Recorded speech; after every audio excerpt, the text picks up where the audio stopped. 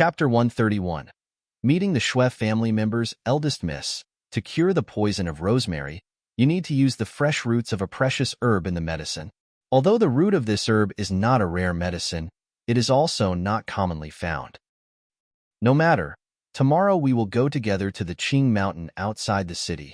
Qingzhou was full of mountains, hence the prevalence of medicinal herbs. Upon hearing this, Yishao nodded and didn't say anything else. At dusk, when it was just getting dark, Nanny Yun Gue came to the courtyard. "Are you looking for the eldest miss?" As soon as Nanny Yun Gue, Yishao came out. "Has the young little miss rested well?" "Nanny, did Grandma send you to call me?" Before Nanny Yun Gue could answer, Zhang Peihuan came out from the room. After taking 2 steps forward and giving a bow, Nanny Yun Gue looked at Zhang Peihuan and said, "Young little miss, have you rested well? The old madam wants to see you and specifically asked me to take you to her." "Okay, I will go now. Did you sleep well, young little miss?"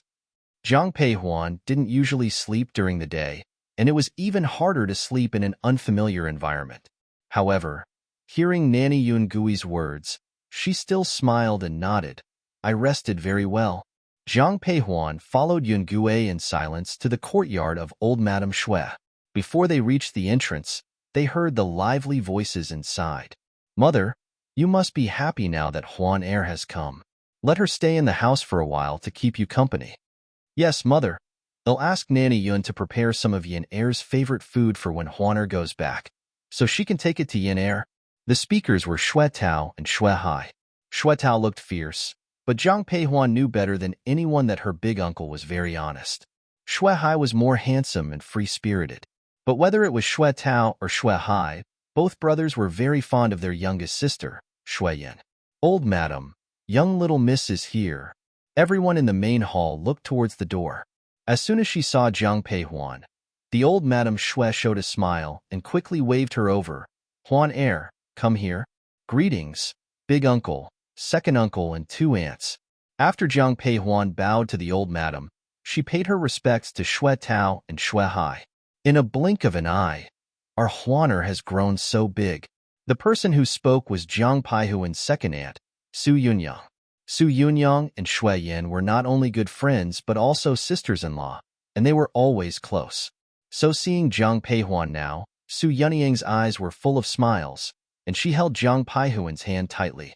Seeing the smile in Su Yunyang's eyes, Zhang Peihuan's eyes also lit up with a smile. But just as she was about to speak, a sharp female voice rang out, "Second sister-in-law, those who knows will know that Huan Er is our niece. Those who don't know would think she is our Shui family's miss." Hearing this voice, Zhang Peihuan immediately knew that the person speaking was her eldest aunt, Wang Fengyi. Wang Fengyi was the legitimate youngest daughter of the Wang family. Compared to the Wang family, the Shui family had a lower status. Moreover, Wang Fengyi had always disliked Shui Tao, who she thought was a crude man. However, her own grandfather had insisted on marrying her to the Shui family, seeing the potential in the Shui brothers. The people of Shui family knew that Wang Fengyi was married beneath her status, so they always gave her some leeway. Even Shui Tao, who didn't mind his bossy wife, took a step back. But hearing her words now, Shui Tao's face grew cold. "What nonsense are you talking about? Huan Er is Yin Er's daughter, and naturally, she's also a daughter of our Shui family." "Shui Tao, have you lost your mind? The Shui family has only one daughter, and that is Ru Er." "Mother, why are we having our meal at grandmother's today?" As Wang Fengyi's words fell, a woman dressed in red appeared at the door. This was Shui Tao's illegitimate daughter, Shui Ru.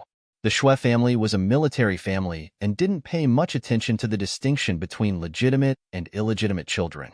Furthermore, Shui Ru was the only girl in the Shui family, so she was a bit spoiled. "Your sister Huan Er came to the mansion today. How come you only got back now?" Shui Tao looked at his daughter and spoke in a cold voice. Despite being somewhat afraid of her father, Shui Ru felt less fearful seeing Wang Fengyi seated to one side. "I went out to buy jewelry today." "Enough. Greet your sister Huan Er first." Whether it was in her past or present life, Zhang Peihuan didn't have much interaction with Shui Ru. The only thing she knew was that in her past life, when she was manipulated by Xiao Juanhao, Shui Ru had come to mock her on purpose. However, at that time, Zhang Peihuan could no longer care about her anymore. Cousin. In front of all the Shui family members, Zhang Peihuan nodded at Shui. Why did you suddenly come to my house? Looking at Zhang Peihuan, Shui directly asked. As soon as she finished speaking, everyone frowned. Just when old Madame Shui was about to get angry, Zhang Peihuan quickly said, My mother missed grandmother, so she sent me here to check on her. Hearing this, Shui pursed her lips, but just as she was about to speak, old Madame Shui said, Enough, let's eat first. Those who don't want to eat here can go back to their own yards. When she said the last sentence, old Madame Shui's eyes fell directly on Shui. In the Shui mansion, old Madame Shui was the decision-maker, and thus Shui was always careful not to displease her. Seeing the expression in old Madame Shui's eyes, Shui looked a little uncomfortable. But she didn't dare to blame Madame Shui, so she glared at Zhang Peihuan instead. Huan heir, one heard from Yin heir that you and His Highness King Cheng have already made a marriage agreement.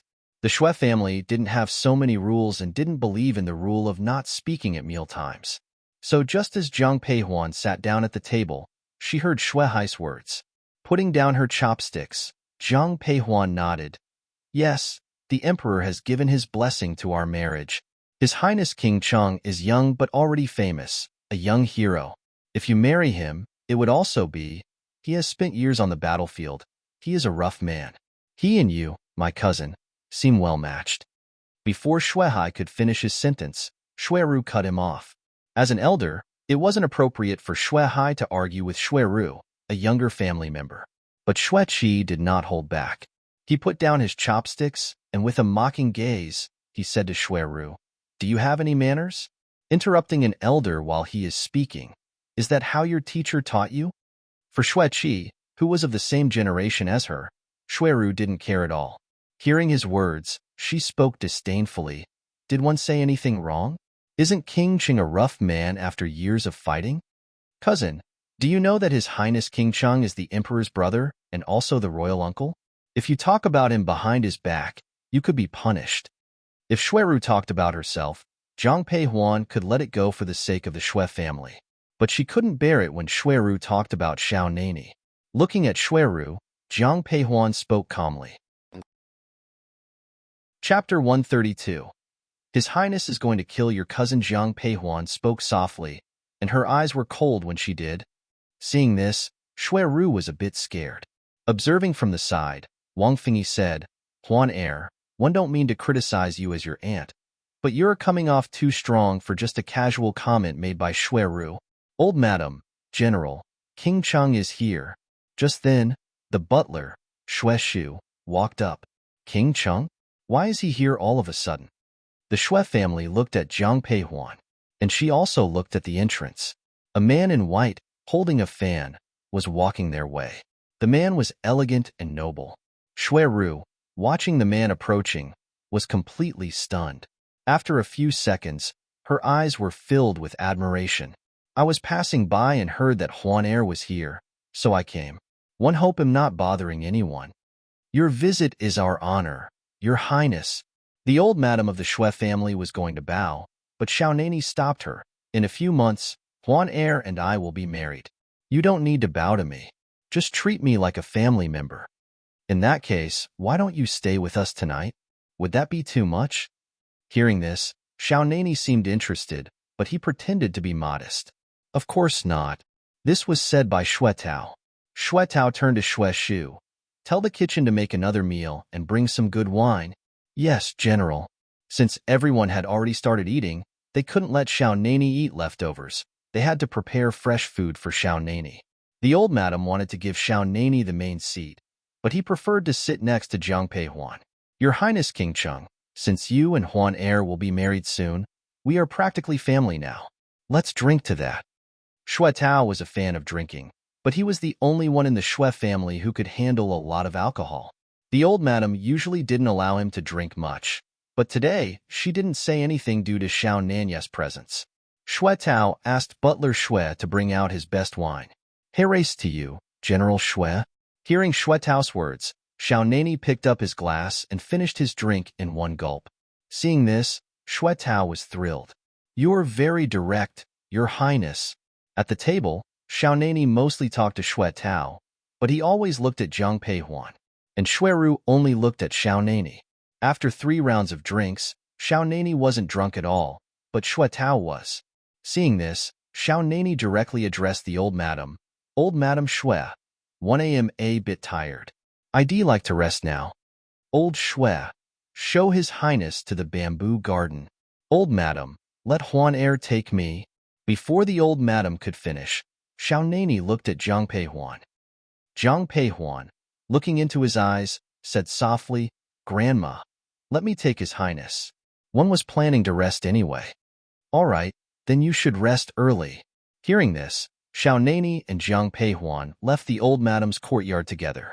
When they stepped outside, Zhang Peihuan couldn't help but ask the man next to her, Didn't you say you'd wait for me at the inn? Why are you here? I thought you'd come to see me when you were free, but you didn't, so I missed you and came to the Xue mansion. If you don't like it, one can leave right now. The man's eyes were gentle. Hearing him, Zhang Peihuan felt a headache coming. At first, she thought Xiaonani was cold and mean, but after spending more time with him, she saw he was quite needy. Forget it. Since your highness are already here, please stay. Hearing this, Xiaonani's eyes revealed a smile. Knowing Zhang Peihuan was tired, Xiaonani didn't bother her that night. He let her rest. But, after half an hour, someone knocked on Xiaonani's door. He thought it was Zhang Peihuan and opened the door smiling. Huan Er, you? Who are you? Seeing Xueru at the door, Xiaonani's smile vanished instantly. He looked distant and cold, but Xueru wasn't bothered. Looking at Xiaonani's handsome face, she spoke softly, Your Highness, am Xue family's daughter. One made a soup to help you sober up. You? No need. One don't want it. Xiaonani interrupted her before she finished. As he was about to close the door, Xueru panicked. She quickly reached out her hand. Your Highness, listen to me, Go away. As she reached out, Xueru grabbed Xiaonani's sleeve. Seeing this, Xiaonani looked angry. He pulled his sleeve away from her and scolded her coldly. Xueru's eyes were filled with fear when she heard Xiaonani's words. However, when she looked at the man's face and thought of his noble status, she gathered her courage and said, Your Highness, am Huan Er's cousin. Huan Er is about to become your princess consort, and I like you very much too. Plus, am a better match for you than Huan Er. After saying this, Xueru went up and hugged Xiaonani. The man's expression changed. He reached out his hand and threw Xueru away. Xiaonani didn't hold back. Xueru was thrown into a tree and immediately coughed up blood. Young miss? Seeing Xueru lying on the ground, her maid Lin Er was terrified and rushed over. The commotion here also alerted the people of the Xue mansion. When they arrived, they saw Xiaonani tearing off his coat and cutting it into pieces with his sword. And he was pointing his sword at Xueru. Eldest miss, hurry, go to the bamboo garden. Something has happened. Zhang Peihuan was about to lie down when she heard Deputy General Liu's voice. She opened the door, confused. What happened? His Highness is going to kill your cousin. What? Hearing Deputy General Liu, Zhang Peihuan looked shocked. Without saying anything else, she went straight to the bamboo garden. As she entered, she saw the Xue family members on the ground. Xiaonani was angrily looking at Xueru with a sword in his hand. She quickly went up to him. Xiaonani? Hearing her voice, Xiaonani's anger disappeared instantly, replaced by a soft look. Why are you here? Chapter 133. Xueru was punished. What happened? Approaching Xiaonani, Zhang Peihuan asked in a soft voice. At her words, Xiaonani lost his gentle look and stared at Xueru coldly. If glares could kill, Zhang Peihuan was sure Xueru would have been cut into pieces by now. Xiaonani didn't answer Zhang Peihuan. Instead, he looked at Xue Tao, who was kneeling in front of him. General Xue, your family is from a military background, but you should at least know manners. A single woman, who knows I am engaged, shamelessly threw herself at me. Is this how your family raises its children? Hearing Xiaonani's words, everyone's eyes fell on Xueru. Xueru's face turned pale, and her eyes were filled with fear. She thought that Xiaonani would accept her and like her if she offered herself to him. She had also thought it through. Zhang Peihuan was Xiao Nanye's main consort. She did not ask for the position of the main consort. She only wanted the position of the secondary consort. Even for the sake of the Shui family, Jin Peihuan could not make things difficult for her. Shui Ru's plan was very good, but she did not expect that Xiao Nani did not want to look at her at all. He did not even want to have any contact with her. She had only touched him once, but he had already injured her. When Shui Tao heard this, he woke up from his drunk state. Looking at Xiao Nani, he quickly said, "Please forgive me, Your Highness, for failing to discipline my family properly." Xiao Nani, seeing her two uncles kneeling on the ground, Zhang Peihuan was a little worried. Hearing her voice, Xiao Nani lost some of the coldness in his eyes. After a moment of silence, he looked at Shui Tao and said, "For the sake of Huan Air, one won't pursue tonight's matter, but for the few days 1 a.m. in the mansion, I do not wish to see her again." Everyone knew who she was referring to. Shuiru knew that too. She never thought that things would turn out this way. Although she was the illegitimate daughter of the Shui family, being the only daughter of the Shui family, in this Qingzhou, she had always gotten her way. This was the first time she was so rejected. Shui Ru's eyes were filled with unwillingness.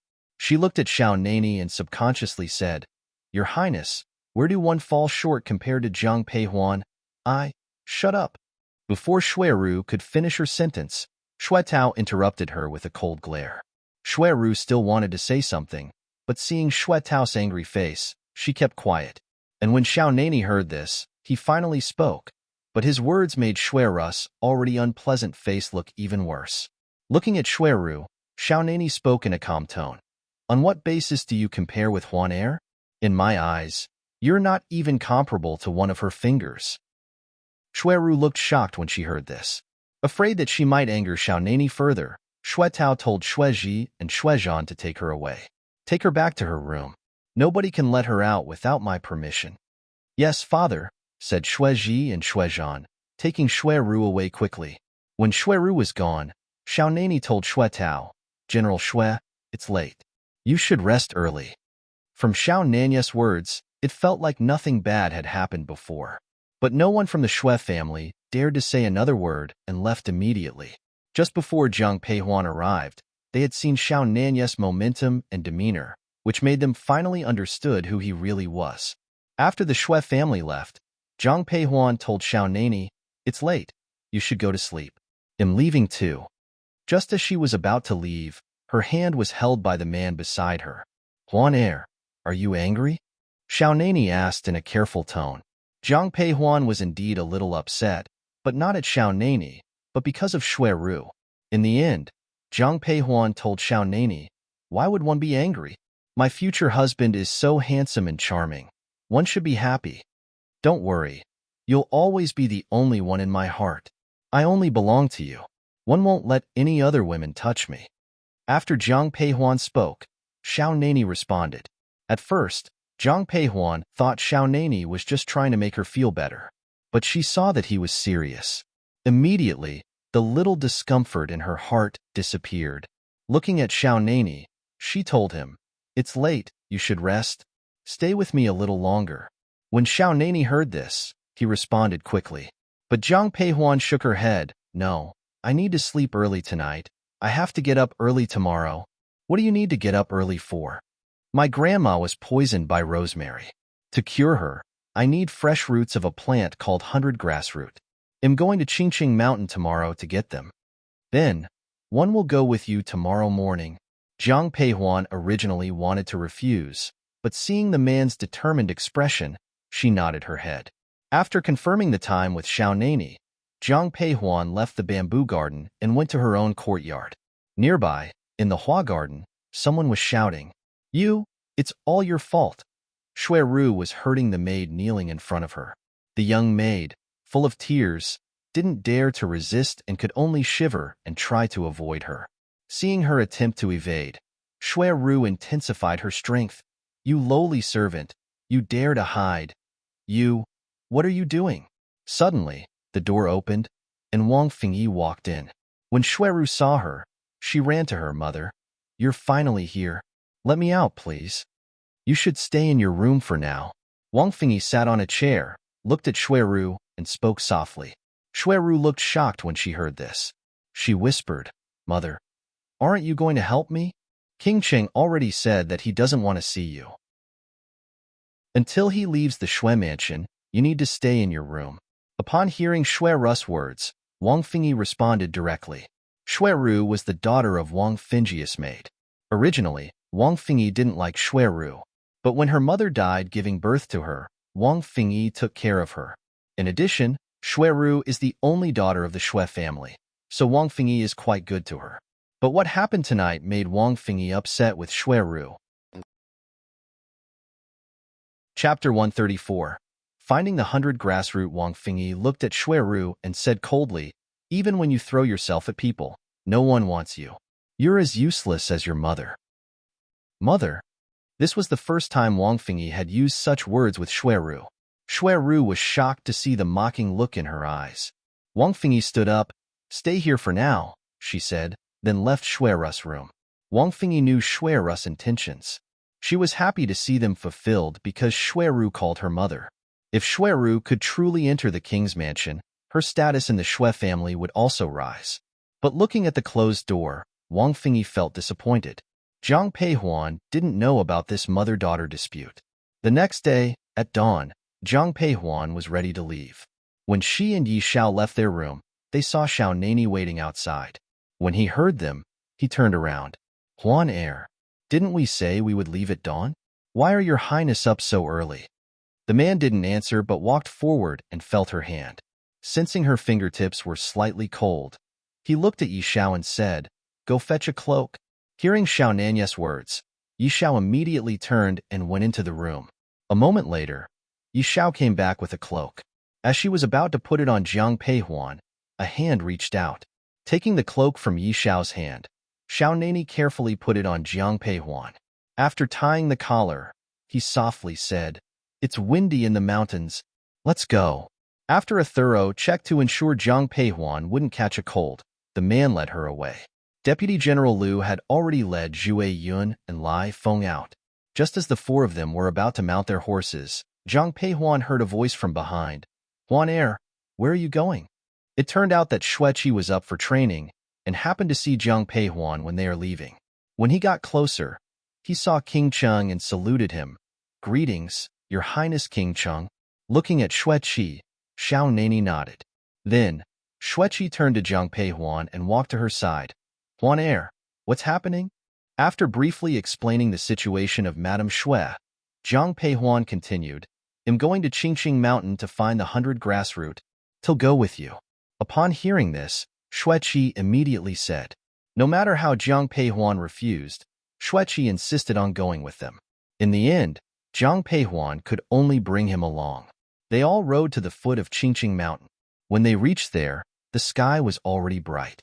The path was not suitable for horses, so they could only tie the horses to a tree nearby. As Zhang Peihuan was about to tie the reins in her hand, Xiao Nani took them from her. "They'll do it." Hearing his words, Zhang Peihuan directly handed the reins to him. Xiao Nani tied Zhuai Yun and Lai Feng together. Seeing this, Zhang Peihuan's eyes flickered, but she didn't say anything. At this time, Xueqi came over. "Huan heir, can you tell me where we can find the 100 grassroot? Which path is nearer on Qingqing Mountain?" "It usually grows on shady cliffs," she replied. Hearing this, Xueqi thought for a moment before suggesting, "Then let's take the small path." Saying this, he started walking in the left direction. Compared to the main road, this small path looks more difficult to walk. Looking at the difficult path, Zhang Peihuan asked Xueqi, "Cousin Qi, where does this path go?" "To the cliff on the mountain top." Zhang Peihuan originally planned to go straight to the top of the mountain. Hearing this, she nodded and prepared to move forward. But just as she was about to step forward, she heard a low voice, "Ill lead." Seeing this, Xueqi quickly said, "Your Highness, I'm more familiar with this path. Let me lead the way." "Okay." Xiao Nani didn't refuse Xueqi's suggestion. Seeing him nod, Xueqi stepped forward, followed by Xiao Nani, and then Zhang Peihuan. The path was very steep. After a while, it became almost vertical. Thankfully, they all knew martial arts. Ordinary people would be exhausted. Whenever they encountered a rugged path, Xiao Nani would hold Jiang Paihuan's hand and pull her up so she didn't tire out. We're almost there. Xueqi looked ahead and said softly. An hour later, they reached the top of the mountain. Apart from Xiao Nani and Jiang Peihuan, the other three were a little tired. If Xiao Nani hadn't been helping her, Jiang Peihuan believed she'd be just as tired. After everyone rested, Jiang Peihuan suggested, let's split up to search. After describing the characteristics of the 100 grass root to the group, Jiang Peihuan warned, if you find it, don't pull it out directly. The root is medicine, but the grass is poisonous. Touching it can harm your skin. Also, don't break the root. If it breaks, it loses its medicinal effects. In that case, Huan Er, when we find it, we will notify you, and then we will retrieve it. Xueqi responded to Jiang Peihuan's words. This was a safer way. Hearing this, Jiang Peihuan nodded in agreement. After discussing, they all went separate ways, but Xiao Nani stayed with Jiang Peihuan. He said, I'm worried about you. I'll go with you. All right. Jin Peihuan nodded and replied softly. While they were together, Jiang Peihuan searched, and he kept watch the surroundings. When Jiang Peihuan suddenly stopped and stared at a tree, Xiao Nani asked, What's wrong? I found it. Following Jiang Peihuan's direction, Xiao Nani saw a small plant not far away. The plant was growing at the bottom of a tree, but also on a cliff. Stay here, we'll get it. No. Jiang Peihuan grabbed Xiao Nani's hand. Look at the tree. Xiao Nani looked up and saw honeycombs with bees. Seeing the bees, Xiao Nani thought for a moment and then shouted, Everyone, come over. We found it. Upon hearing Xiao Nani's voice, Xueqi and the others ran over. Xiao Nani then pointed to the bees in the tree. To get the 100 grass root, we will definitely disturb the bees. Who will go? He certainly wouldn't let Jiang Peihuan go. Of course, he wouldn't go either. Eldest miss, let me do it. Chapter 135. Xueqi get the medicine. Yi Xiao looked at the bees and started to say something. But before she could finish, Jiang Peihuan said, No, these bees could be poisonous. If anyone gets stung on the face, they could get scars. When Jiang Peihuan said this, Xiao Nani looked at Xueqi and Deputy General Liu.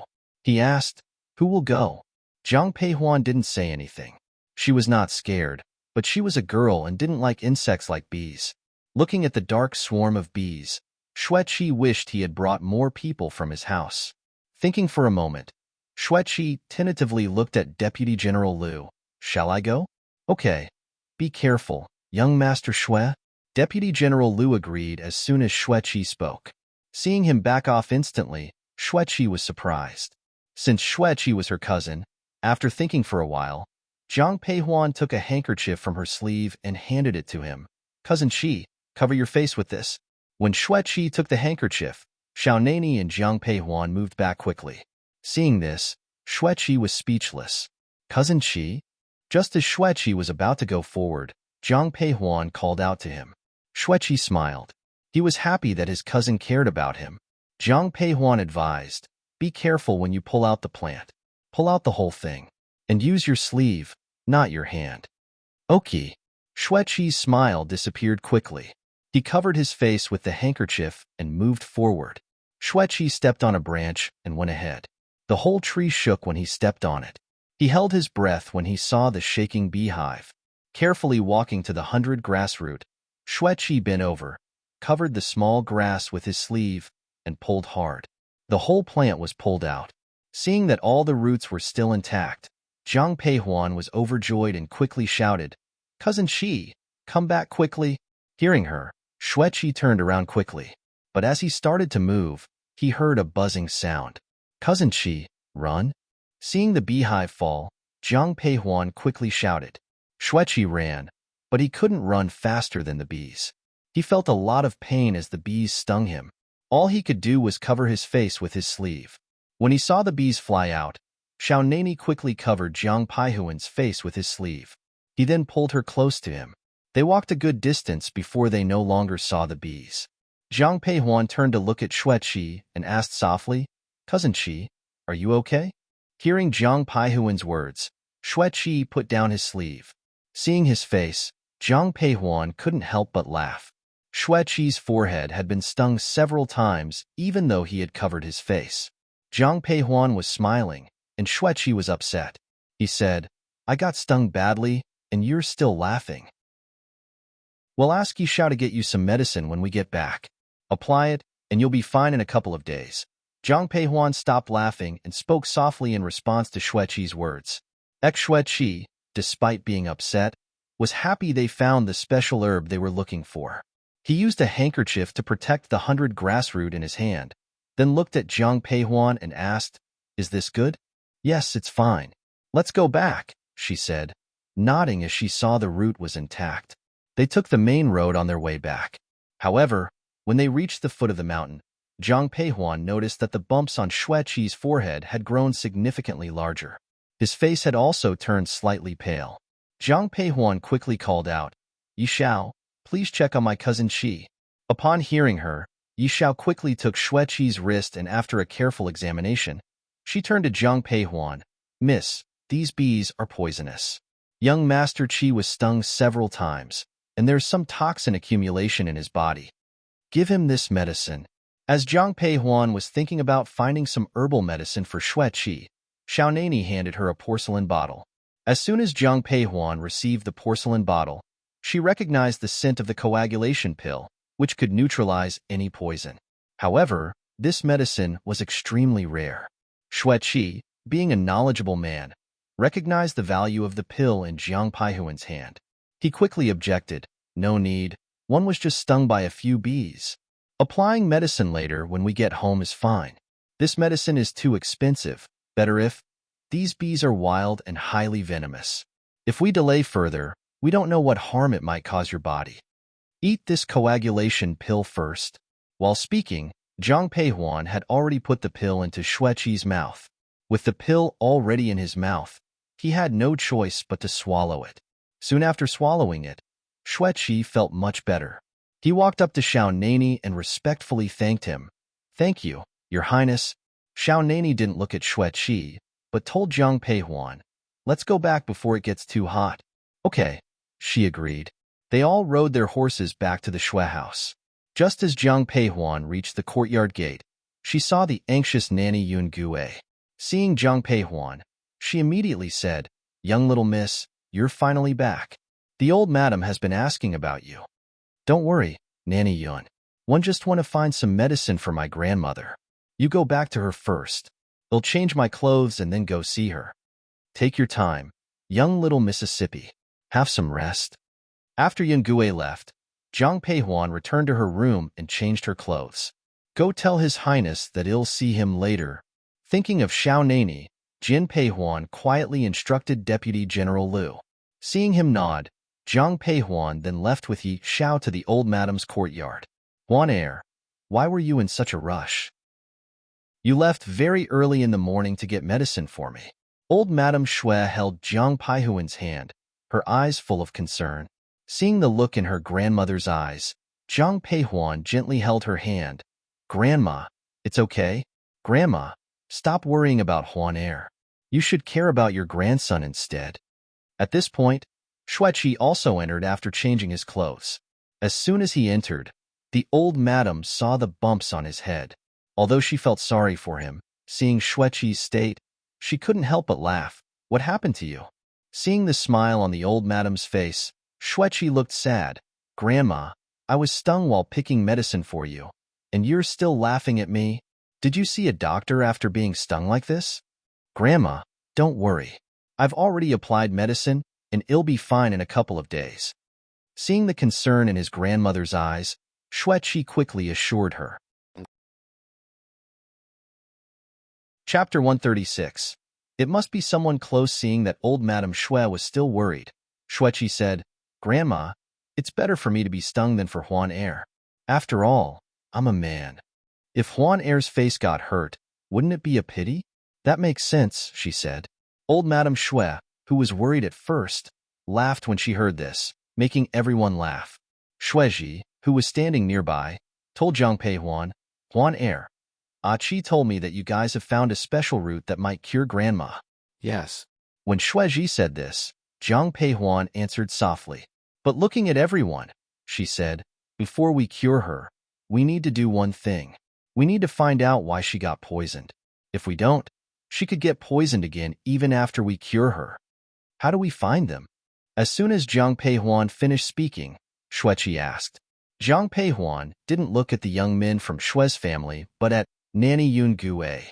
Yun Gue said to her, "Young little miss, tell me what you need." Nanny Yun Gue, "You know my grandmother the best, especially what she eats. From now on, Yishao and I will check everything she uses every day." "I understand. Young little Mississippi one will arrange it." Nanny Yun Gue bowed to old Madame Xue and left. Soon, she came back with Jiang Peihuan, and they went into old Madame Xue's room.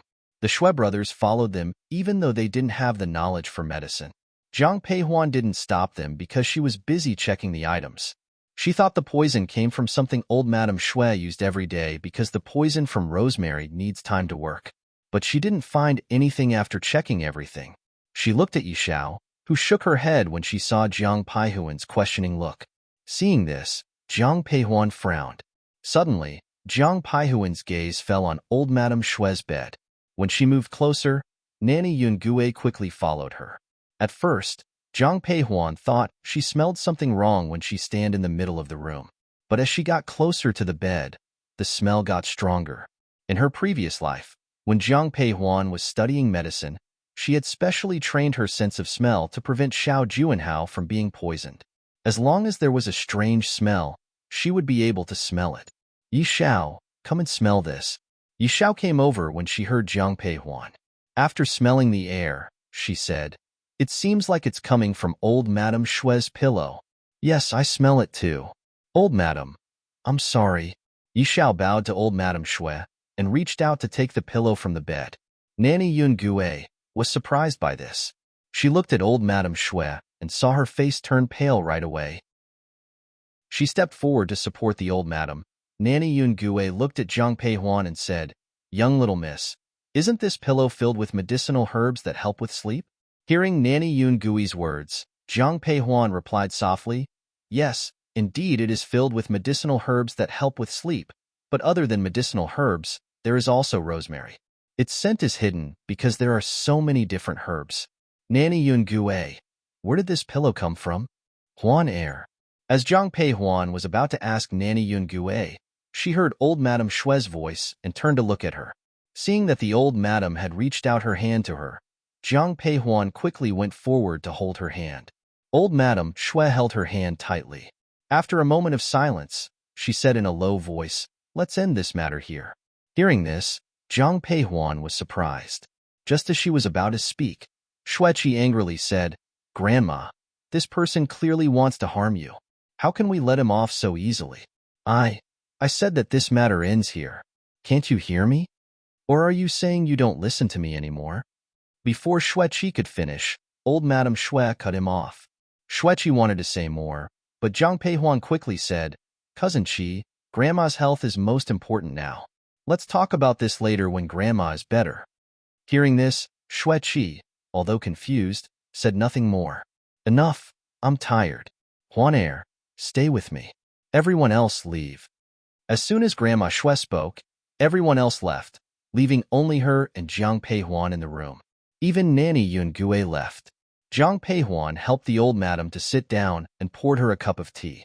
After handing the teacup in her hand to the old madam, Jiang Peihuan said softly, "Grandma, I specially asked Nanny Yun Gue to put some wild ginseng in here. Please drink some."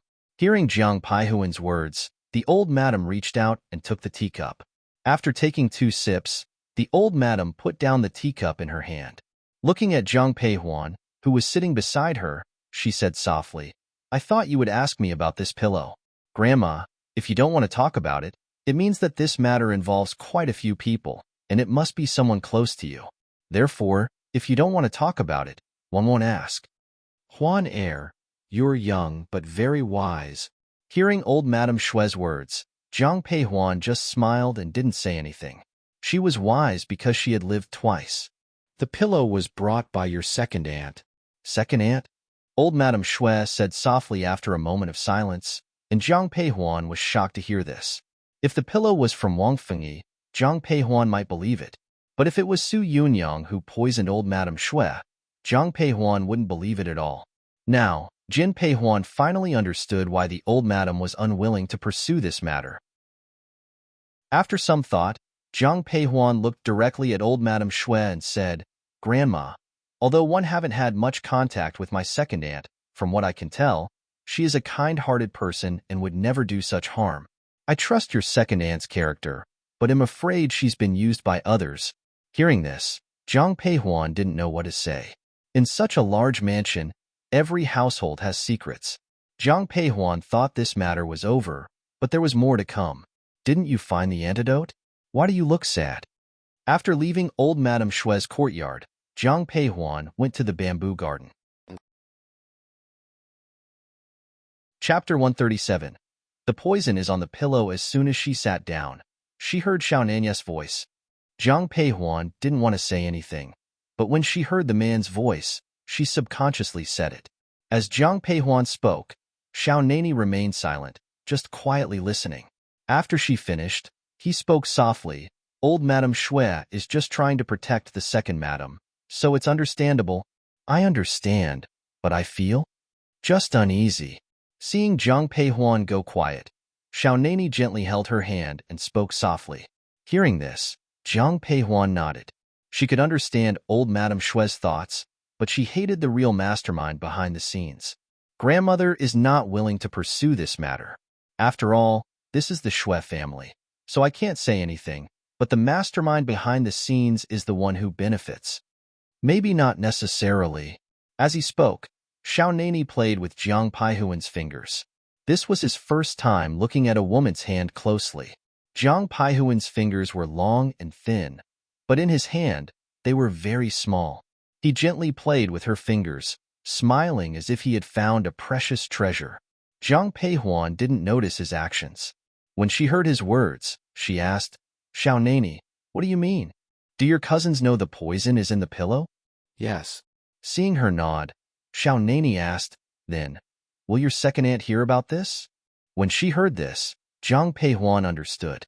She had forgotten this detail. Zhang Peihuan was about to speak when she heard fast footsteps. She turned her head and saw Nanny Yungue coming towards them. The old servant greets His Highness King Cheng and young little Mississippi. Yungui's eyes were full of urgency, but when she saw Xiaonani and Zhang Peihuan, she still stepped forward and seriously paid her respects. Xiaonani didn't say anything, and Zhang Peihuan hurriedly stepped forward to help her up, speaking softly, "Nanny Yungue, why are you here? Is my grandma okay?" "Not old Madame Shui, it's the second madam." "Second aunt?" Zhang Peihuan looked at Xiaonani. She thought he was just a battlefield strategist, but he saw everything clearly at the mansion. Nanny Yungue wanted to speak, but looked at Xiaonani. Seeing this, Zhang Peihuan turned her head to look at the man. "They'll go there for a while."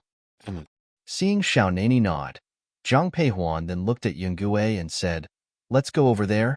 Yungue hurriedly followed Zhang Peihuan's pace, and halfway there, Zhang Peihuan finally understood what was going on. After Xueqi returned to his room, he told everything. As soon as Su Yunyang heard that the pillow was poisoned, she immediately went to old Madame Shui's courtyard. Not only Su Yunyang, but Wang Fengyi also went. Leveraging the accusation that Su Yunyang plotted against her mother-in-law, Wang Fengyi continuously hurled insults at Su Yunyang. Zhang Peihuan walked into the old madam's courtyard just in time to hear Wang Fengyi's insults. "Su Yunyang, my mother has always treated you well. How could you be so cruel? Sister-in-law, Yunyang would never do such a thing. Please be careful with your words." Shui Hai also knelt beside Su Yunyang. When he heard Wang Fengyi's insults, he began to speak with a gloomy look in his eyes. But it would have been better if he didn't speak. Upon hearing his words, the mockery and contempt in Wang Fengyi's eyes deepened. "Second brother, the Su family is nothing but a fallen family. Su Yunyang keeps taking the Shui family's money to subsidize her mother's family, and you still want to protect her? Sister-in-law, stop talking nonsense. Yunyang and I are husband and wife, so my money is naturally her money. She took the money from the Su family with my consent." Your money. The Shui family hasn't split up yet. Who gave you the right to say that money is? Everyone, be quiet. Old Madame Shui, who was sitting in the main seat, spoke with a look of anger upon hearing their arguments. When she spoke, everyone kept quiet. At this moment, Su Yunyang looked at the old madam, full of guilt. "Mother, it's all my fault that you are in such trouble." As she spoke, Su Yunyang's eyes were filled with guilt and tears. Seeing the look in her eyes, the old madam said softly, "Yunyang, this is not your fault. Don't blame yourself." Then she looked at Xue Hai, who was kneeling next to her. "What are you waiting for? Help your wife get up." "Mother, you're not being fair. It's clear that the pillow was a gift from my second sister-in-law. Now you've been poisoned, and you've decided it has nothing to do with her without even asking. I remember when I gave you a ginseng soup, and you blamed me without a second word when your stomach didn't feel right." Wang Fingyi didn't look happy as she watched Xue Hai help Su Yunyang stand up. When the old madam heard this, her face changed. She looked at Wang Fengyi and said coldly, "So, you think this matter should be pursued to the end?" For some reason, Wang Fengyi looked nervous when she looked at the old madam. But thinking about her plans, she nodded. "Of course. All right, since you want to pursue this matter, one will fulfill your wish. Huan Er, come here." Old Madam Xue had noticed Zhang Peihuan come in earlier. Zhang Peihuan was standing at the door. When she heard the old madam, she walked over and bowed to her. "Grandmother, Huan Er, your maid is skilled in medicine. Can she identify the herbs in my pillow?" "Yes, she can. Since you want to investigate, then investigate everything. Yunyang, tell us where you got the herbs for the pillow, what herbs they were and who else touched them." "Yes, mother." While Su Yunyang had someone find the list of herbs, Yishao had already identified all the herbs in the pillow. After comparison, there was no difference between the herbs in the pillow and those on the list. Even with such a result, the old madam was not surprised at all. Wang Fengyi also smiled proudly when she saw this scene. "Mother, it seems that rosemary was put in by second sister-in-law herself." "Aunt, how do you know that grandmother was poisoned by rosemary?" At this moment, Zhang Peihuan suddenly spoke up. Upon hearing Zhang Peihuan's words, Wang Fengyi was stunned. After a few seconds, she said quietly, "I heard them say." "Who are they?" Chapter 138.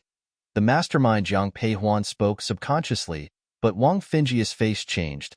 "Huan Er, what do you mean? Are you questioning me? Have you forgotten that I'm your elder?" "My apologies, Aunt Wang. I didn't mean anything by it. I was just asking." "I remember now. When I brought the pillow to Mother's courtyard, sister-in-law came to see me and even checked the pillow." "What nonsense are you talking about? When did I ever check the pillow?" "Sister-in-law, the maids were there at that time. You said you wanted to make a pillow for Mother too, and wanted to see the style of the one I made. So at that time, which maid?" Before Su Yunyang finished, Wang Fengyi interrupted her. "Both of those maids fell ill and died 3 months ago," Su Yunyang said quietly after a pause. When Wang Fengyi heard this, she looked very pleased. "So, you two don't have any proof?" Seeing this, Zhang Peihuan gave Yishao a secret signal. Yishao got the signal and gently pulled Xueqi's sleeve. Although Xueqi didn't know what Yishao wanted, he followed her out. Xueqi looked worried. He trusted his mom, but it was not his turn to talk. When he left with Yishao, he asked directly, "What do you need from me?" "Young Master Xue, please take me to the first madam's courtyard." "To Aunt Wang's courtyard?" Xueqi was confused. Given the situation, Yishao didn't have time to explain and simply said, "Miss Zhang asked me to." When hearing this, Xueqi just nodded. "Follow me." Everyone inside was watching Wang Fengyi and Su Yunyang. No one saw Xueqi and Yishao leave. Wang Fengyi was pressing hard on Su Yunyang, who looked very depressed and upset. When she didn't say anything, Wang Fengyi asked, "Do you have anything else to say?" While speaking, she glanced at Zhang Peihuan. But Zhang Peihuan ignored Wang Fengyi, as she saw Yishao and Xueqi coming back. Seeing Zhang Peihuan, Yishao nodded. Seeing this, Zhang Peihuan said, "Grandma, I have proof that Aunt Wang is involved in this matter." When they heard Zhang Peihuan, everyone looked at her. But Wang Fengyi was angry. "Zhang Peihuan, you." At this moment, Zhang Peihuan suddenly took a wooden box from Yishao's hands. Upon seeing the box, Wang Fengyi was immediately stunned. Her eyes filled with panic. Huan Er, what proof do you have? Shui Hai quickly asked. Although the old Madame Shui didn't speak, she looked at Zhang Peihuan eagerly. Facing everyone, Zhang Peihuan softly said, Cousin Qi found this in Aunt Wang's room. It contains rosemary. Shui Qi, how dare you search my room without my consent? Do you have no respect for your elders? Hearing Zhang Peihuan's words, Wang Fengyi's eyes were filled with resentment as she glared at Shui Qi. Shui Qi was shocked for a few seconds. Then he said loudly, Aunt Wang, it was wrong to go into your room. But my mom never lies. If she says you touched the pillow, then you did. You. Hearing this, Wang Fengyi was so angry she couldn't speak. She looked at Shui Ji and Shui Zhan, who were silent. She yelled at them, Are you two dead? Don't you see your mom being bullied? Shui Ji and Shui Zhan had complicated expressions in their eyes. Seeing their faces, Shui Qi felt bad. But now he knew why Yi Xiao brought him along. If people knew it was Zhang Peihuan who searched Wang Fengyi's room, Zhang Peihuan would not be welcome in the Shui family. Seeing her sons remain silent, Wang Fengyi looked at Zhang Peihuan and said, What can a single box prove? Aunt Wang, do you know that rosemary is produced in the western regions and is very rare in Qingzhou? All the rosemary in Qingzhou is less than what's in this box. Can you say this has nothing to do with you? Wang Fengyi, are you still not going to tell the truth? Then, a loud angry voice came from the door. It was Shui Tao. He just came back from the army, still wearing his armor. He walked to Wang Fengyi, looking very angry. How dare you poison my mom, you evil woman? Wang Fengyi wanted to deny it. But hearing Shui Tao, she said, Yes, one put the rosemary in the pillow. So what? Everyone was shocked to see Wang Fengyi's calm face. Zhang Peihuan frowned. She had always disliked Wang Fengyi, but she just thought Wang Fengyi was spoiled by the Wang family. She never thought she was not only spoiled but also evil. Sister-in-law, she's your mother-in-law and your husband's mom. She's always been nice, how could you? Su Yunyang, shut up. You are the last person who has the right to say that. Wang Fengyi suddenly yelled furiously. Su Yunyang was shocked. Walking to her, Wang Fengyi said angrily, Your family is poor. We're not equal. And her. Then, Wang Fengyi pointed at old Madame Shui. I've been married into the Shui family for so many years, but you've always held the family authority. And my son had to grow up by your side. You treat me like this, but you give the family authority to Su Yunyang, and let her child stay by her side. Why? Why do you treat me like this? At the end, Wang Fengyi's eyes were full of hate. Old Mrs. Shui was quiet all along. Hearing this, she looked at Wang Fengyi. So, you decided to poison me to death? Even though the room was in chaos, the old Madame Shui remained calm. Looking at her, Wang Fengyi felt scared. She looked at the old madam and subconsciously said, One didn't want to poison you to death. I just want to make you sick. Aunt Wang, do you know that if I hadn't come, grandmother would have died from the poison in 6 months? How is this possible? Zhang Peihuan, don't talk nonsense. Huan Er isn't lying. One asked the doctor. Everything she said is true. This was said by Shui Ji. Looking at her eldest son who suddenly spoke, Wang Fengyi looked scared. All Ji, you? Chapter 139. Wang Fengyi was punished at this moment. Shui Ji's eyes were full of shame. Seeing his expression, Wang Fengyi was stunned. Shui Ji did not look at her, but instead knelt in front of the old madam. Grandmother, one dares not plead for my mother, but I am willing to take her punishment. Grandmother and me. Then, Shui Zhan also knelt next to his older brother. Seeing her 2 sons kneeling on the ground, Wang Fengyi was directly stunned. After a few seconds, she finally said with anger, What are you doing? Clearly, I'm the one being treated unfairly. Why should I be punished? Wang Fengyi, shut up. As soon as Wang Fengyi's words fell, Shui Tao, who was on the side, yelled at her with gloomy eyes. For so many years, this was the first time Shui Tao had yelled at Wang Fengyi. Although Shui Tao was rough, he was very kind to his family. So even though Wang Fengyi was bossy, Shui Tao had never yelled at her. But today, knowing that she had poisoned his mother, Shui Tao could not accept it. However, it seemed that Wang Fingyi still did not understand the situation.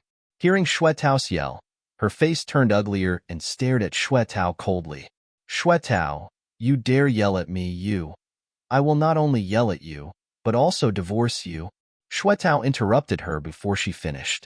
Upon hearing this, Wang Fingyi was stunned. After a few seconds of silence, her eyes showed a trace of panic. But looking at Shui Tam, she said angrily, "You want to divorce me? On what grounds can you divorce me? Because you poisoned your mother-in-law." You? Hearing this, Wang Fingyi wanted to retort subconsciously, but couldn't find any words to rebut. And Shuiji and Shuizhan, who were kneeling on the ground, heard these words and quickly kowtowed to Shui Tao. "Father, please calm down." Even though they knew their mother's faults, she was still their mother. They had to do something. Seeing his two sons, Shui Tao also couldn't say anything harsh. He could only kneel beside his two sons and say to the old Madame Shui, "Mother, I've failed you." Old Madame Shui had been silent all along. It was only then that she looked at Wang Fengyi and said, "You said I favored Yunyang and was unfair to you. So let me ask you a few questions.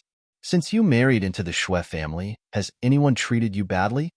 "Nobody did anything to me, but you only need to answer my question." Before Wang Fengyi could finish her sentence, the old madam interrupted her. Facing the old madam, Wang Fengyi shook her head. "No. Whether it is towards me, your mother-in-law, or your husband, you always have a fault-finding attitude. Have we ever argued with you?" Of course not. Although old Madame Shui didn't treat her as well as Su Yunyang, she had never made things difficult for her. As for Shui Tao, he had the principle of not arguing with women. "No. Wang Fengyi, you think your Wang family is superior and feel wronged marrying into the Shui family. But have you ever thought why, among many daughters in the Wang family, your parents chose you to marry into the Shui family? Isn't it because you were not the favored child in the Wang family? Your mother had 3 daughters. Your elder sister is the apple of your parents' eyes. Your younger sister is the child of their old age. Only you were not cherished by your parents. When your mother was pregnant with you, she was happy, thinking you were a boy. But when you turned out to be a girl, your parents were disappointed. Originally, I didn't want to say these things.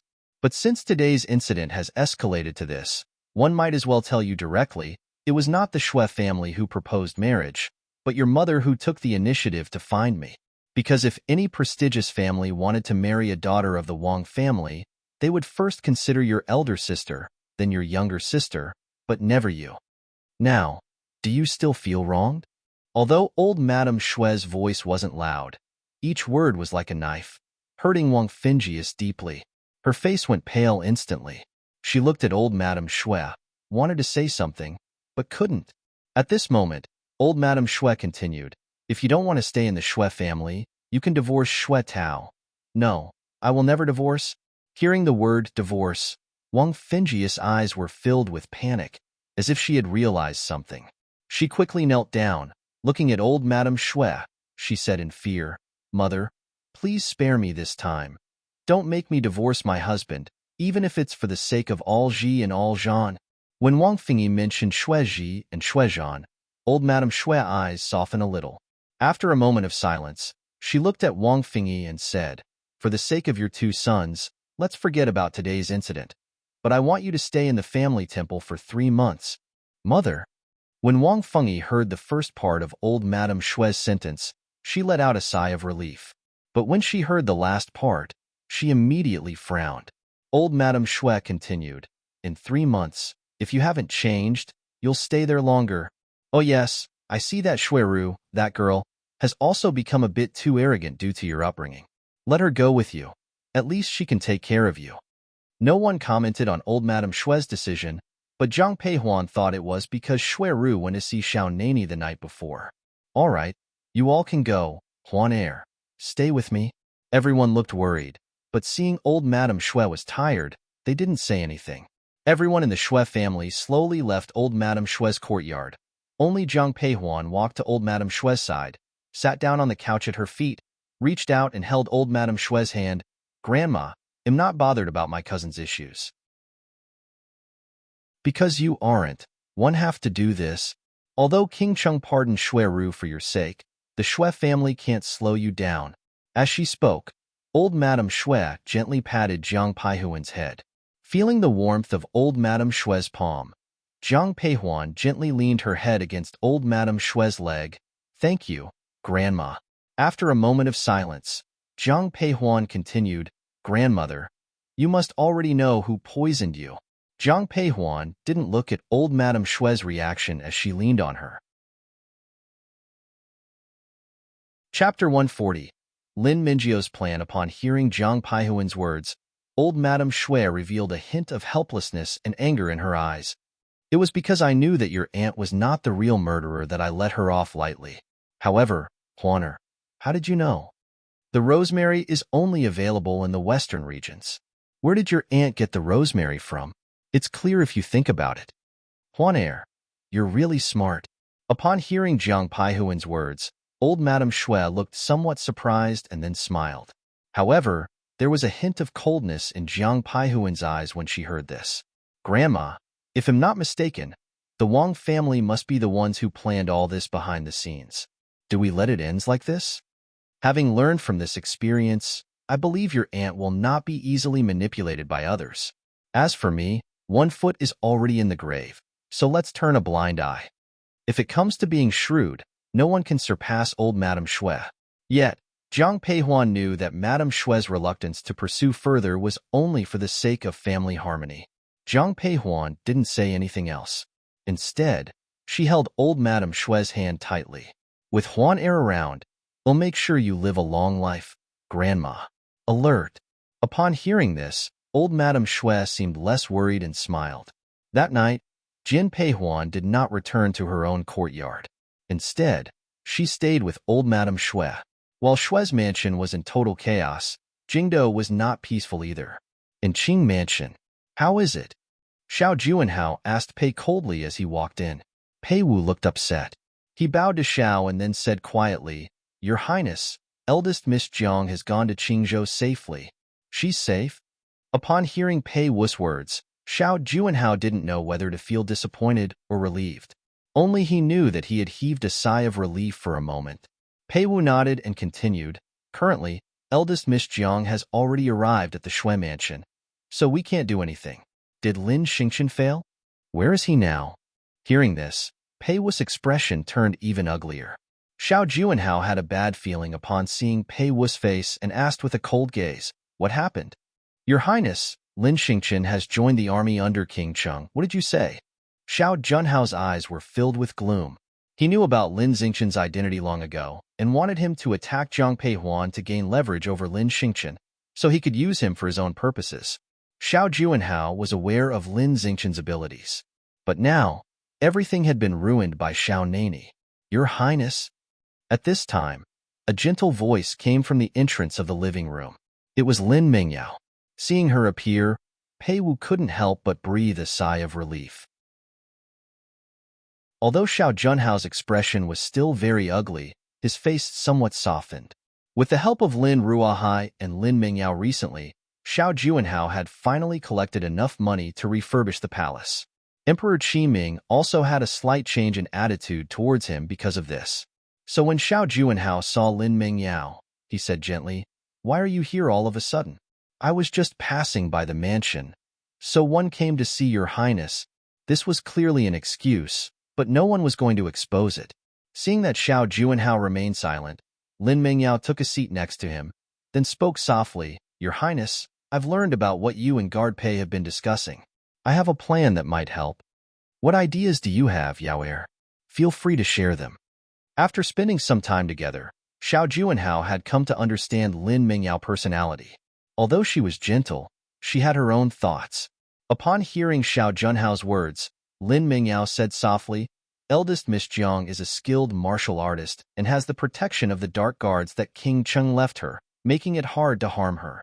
However, you could target other people from the Jiang family. Lin Mingjio's voice was very soft, but clearly heard by Xiao Juanhao and Pei Wu. Upon hearing this, Xiao Junhao's eyes lit up. Grasping Lin Mingjio's hand, a smile appeared in Xiao Junhao's eyes. Yaoer, you really are extremely clever. Your Highness must be joking. I just wanted to help your highness resolve your worries. Lin Mingyao left the prince's mansion after a short while. After she left, the smile on Xiao Junhao's face instantly disappeared. He looked at Pei Wu and said coldly, "Tell Jian Mei to keep an eye on everyone in the Jiang family. Once there's any news, inform me immediately." Yes. Jiang Peihuan was unaware of what had happened in Jingdou. Perhaps she was tired from the journey, or because she didn't sleep well the previous night, but Jiang Peihuan slept soundly that night in the old madam's courtyard. By the time she woke up, it was already bright outside. Without disturbing anyone, Jiang Peihuan tidied up a bit and left the room. Just as she reached the main hall, she heard a familiar voice. Xiao Nani was chatting with the old madam. As soon as Jiang Peihuan reached the door, he heard her. He subconsciously turned to look at the door. As Xiao Nani looked at Jiang Peihuan, she looked back at him. As their eyes met, both of them showed a faint smile. At first, the old madam had been slightly worried when she learned of Jiang Peihuan and Xiao Nani's engagement. But now, seeing the way they interacted, she felt reassured. Waving towards Jiang Peihuan, the old madam softly said, "Why are you up so early? I specifically told the maids not to disturb you." Stepping forward to pay her respects to the old madam, Jiang Peihuan then held her hand. "I've slept more than usual." "That's good. King Cheng just arrived. I've already told Yun Gue to prepare breakfast. Let's have breakfast here with King Cheng in a while." "All right, old madam, breakfast is ready." Actually, breakfast had been ready for a while, and Yun Gue was just waiting for the old madam's orders. Seeing that Jiang Peihuan was up, she came forward to say. Then, the three of them went to the dining room. Several small dishes were ready on the table. There weren't many, just 5 or 6 dishes. After sitting down, the old madam looked at Xiao Nani and said, "I hope your highness will forgive us. The food in our mansion is always simple. I'm sorry if it's not enough." "There's no need for that, old madam. When one was campaigning outside, one ate and lived with my soldiers, so I'm not picky about food." Although Xiao Nani didn't speak much, he was very approachable when talking to old Madame Shui. Chapter 141. Sending Shui Ru away after having breakfast, the old madam asked Jiang Peihuan to return to her courtyard. Of course, Xiao Nani also left with her. The smile in the old madam's eyes deepened as she watched the two of them leave. At first, one was worried that Huan Heir might face hardships in the future, but now I'm not worried anymore. Young little miss is blessed. One think His Highness is very gentle and considerate to young little Mississippi. Nanny Yun Gue chuckled softly when she heard the old madam's words. Jiang Peihuan was unaware of the discussion behind her. After leaving the old madam's courtyard, she looked at the man beside her and asked, "Why did you come to my grandmother's courtyard so early this morning?" "I was waiting for you in the courtyard last night. Later, I heard from Yishao that you slept in the old madam's courtyard. One wanted to look for you, but I thought it would be inappropriate, so one waited until this morning." Being in Shui Mansion is not as convenient as when you were in Jiang Mansion. At first, Jiang Peihuan felt touched by his words, but after hearing the last sentence, she couldn't help but glare at the man beside her. "So you're addicted to climbing walls? If the girls in the Jingdou knew about your highness' love for climbing walls, one don't know how many hearts would be broken. Whether they're sad or not doesn't matter to me. Only you matter to me, Huan Heir." Although it was sweet talk, Xiao Nani's eyes were very serious when he said them. Seeing the seriousness in his eyes, Jiang Peihuan smiled. Just as she was about to speak, an unpleasant voice interrupted. "I'm not going to the family temple. My mom made a mistake." "Not me. Why should I go? One won't go." Hearing this, Jiang Peihuan frowned. She subconsciously looked in front of her and saw Shui Ru standing at the corner with anger in her eyes, while Shuiji stood at the side with displeasure in his eyes. There were a few scratches on the back of Shuiji's hand, which were caused by Shui Ru. Seeing this, Jiang Peihuan frowned again. "This is grandmother's order. You have to go even if you don't want to. Moreover, mother has always treated you well. Why aren't you and third brother going? You're her real sons." Shui Ru cut Shuiji off before he finished talking. Hearing this, anger flashed in Shuiji's eyes. He had naturally proposed to go too, but was scolded severely by Shui Tao.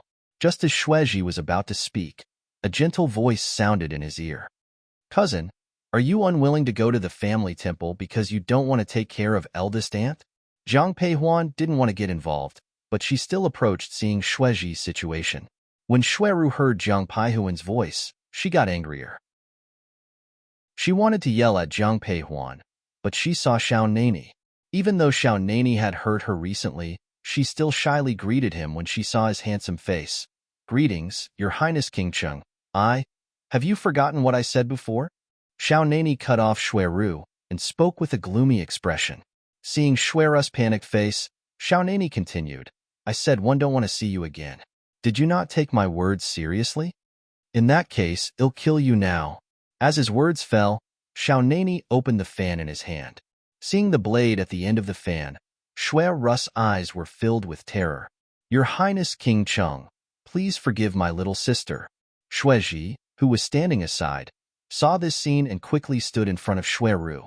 Even when facing Xueji, Xiao Nani didn't appear interested in what he had to say. Upon hearing Xueji's words, the man spoke with a deep voice. What? Has the Xue family treated my orders as if they were nothing? Your Highness, that's not the case.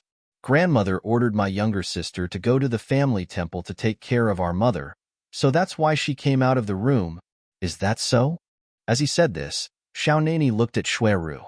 Xueru was stunned when she met Xiao Nani's gaze.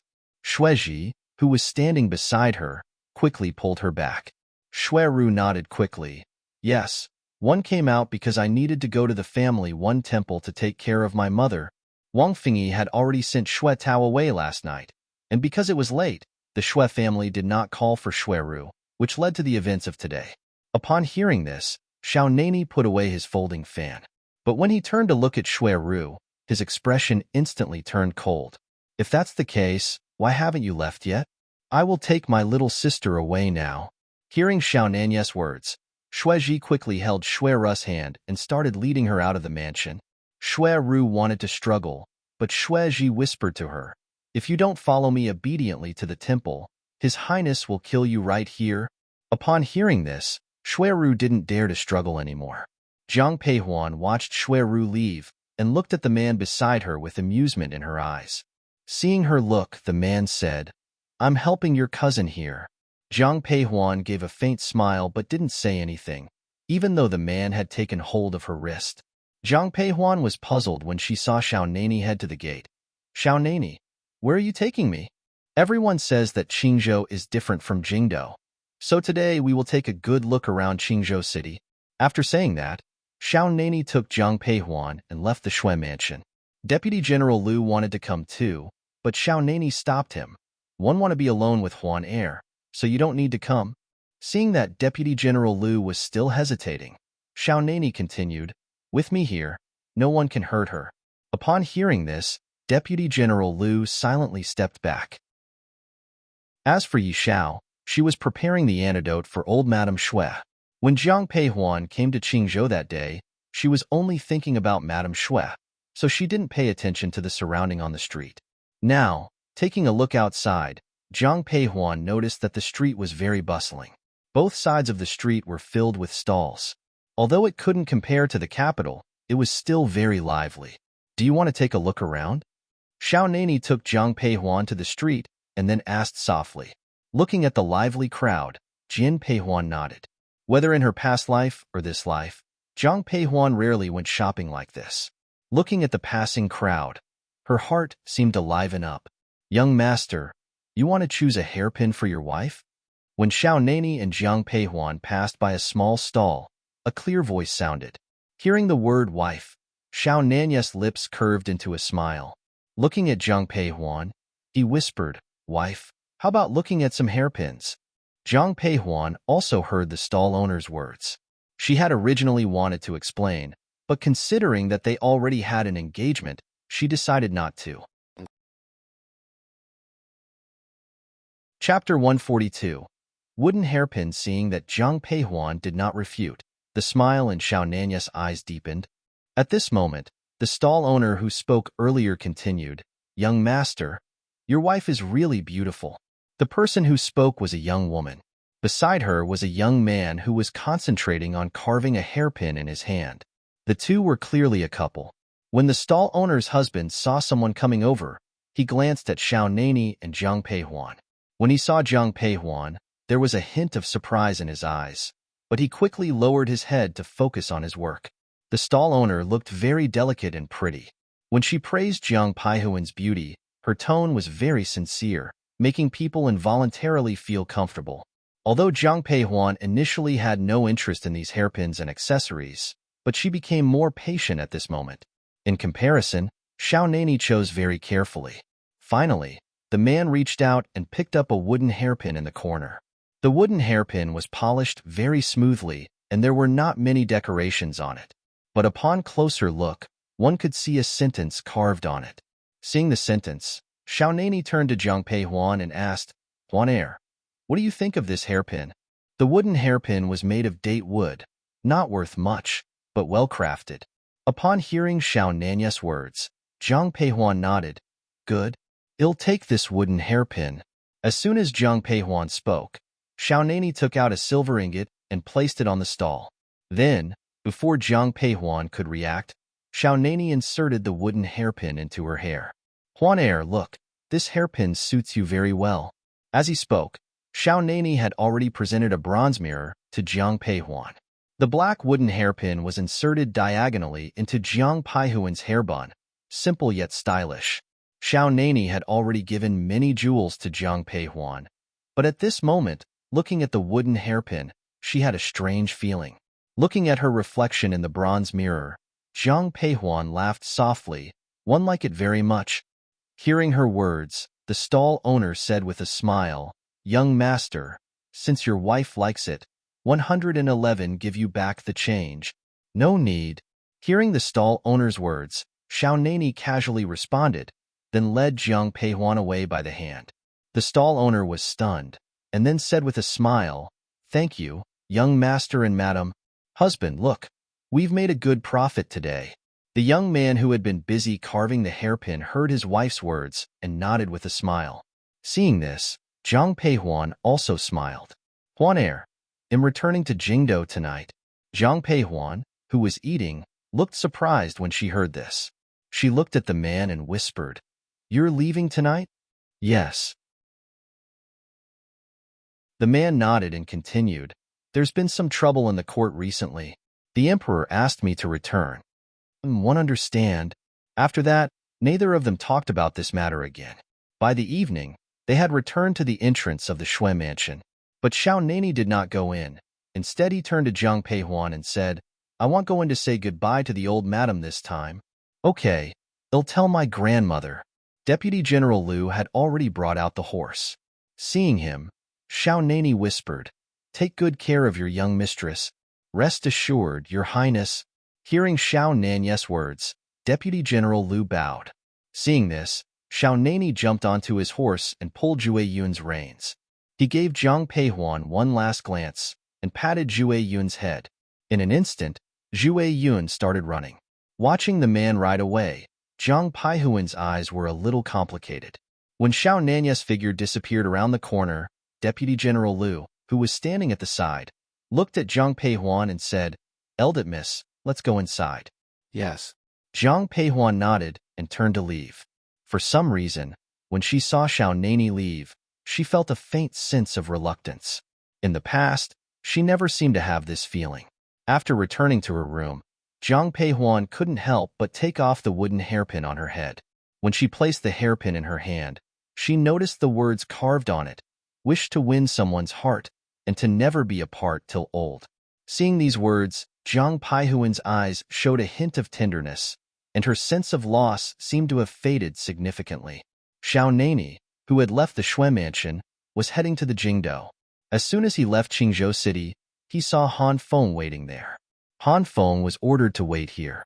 Hearing the sound of horse hooves, he immediately looked up. Seeing the person on horseback, Han Feng was delighted. "Master, did anything happen in the Jingdo?" Seeing Han Feng, Xiao Nani nodded and then asked softly, "I've already made arrangements for Lin Xingchen and the others. As for the Prince Qing, other than gathering the funds, there seems to be no other movements." Hearing this, Xiao Nani frowned, but he didn't say anything.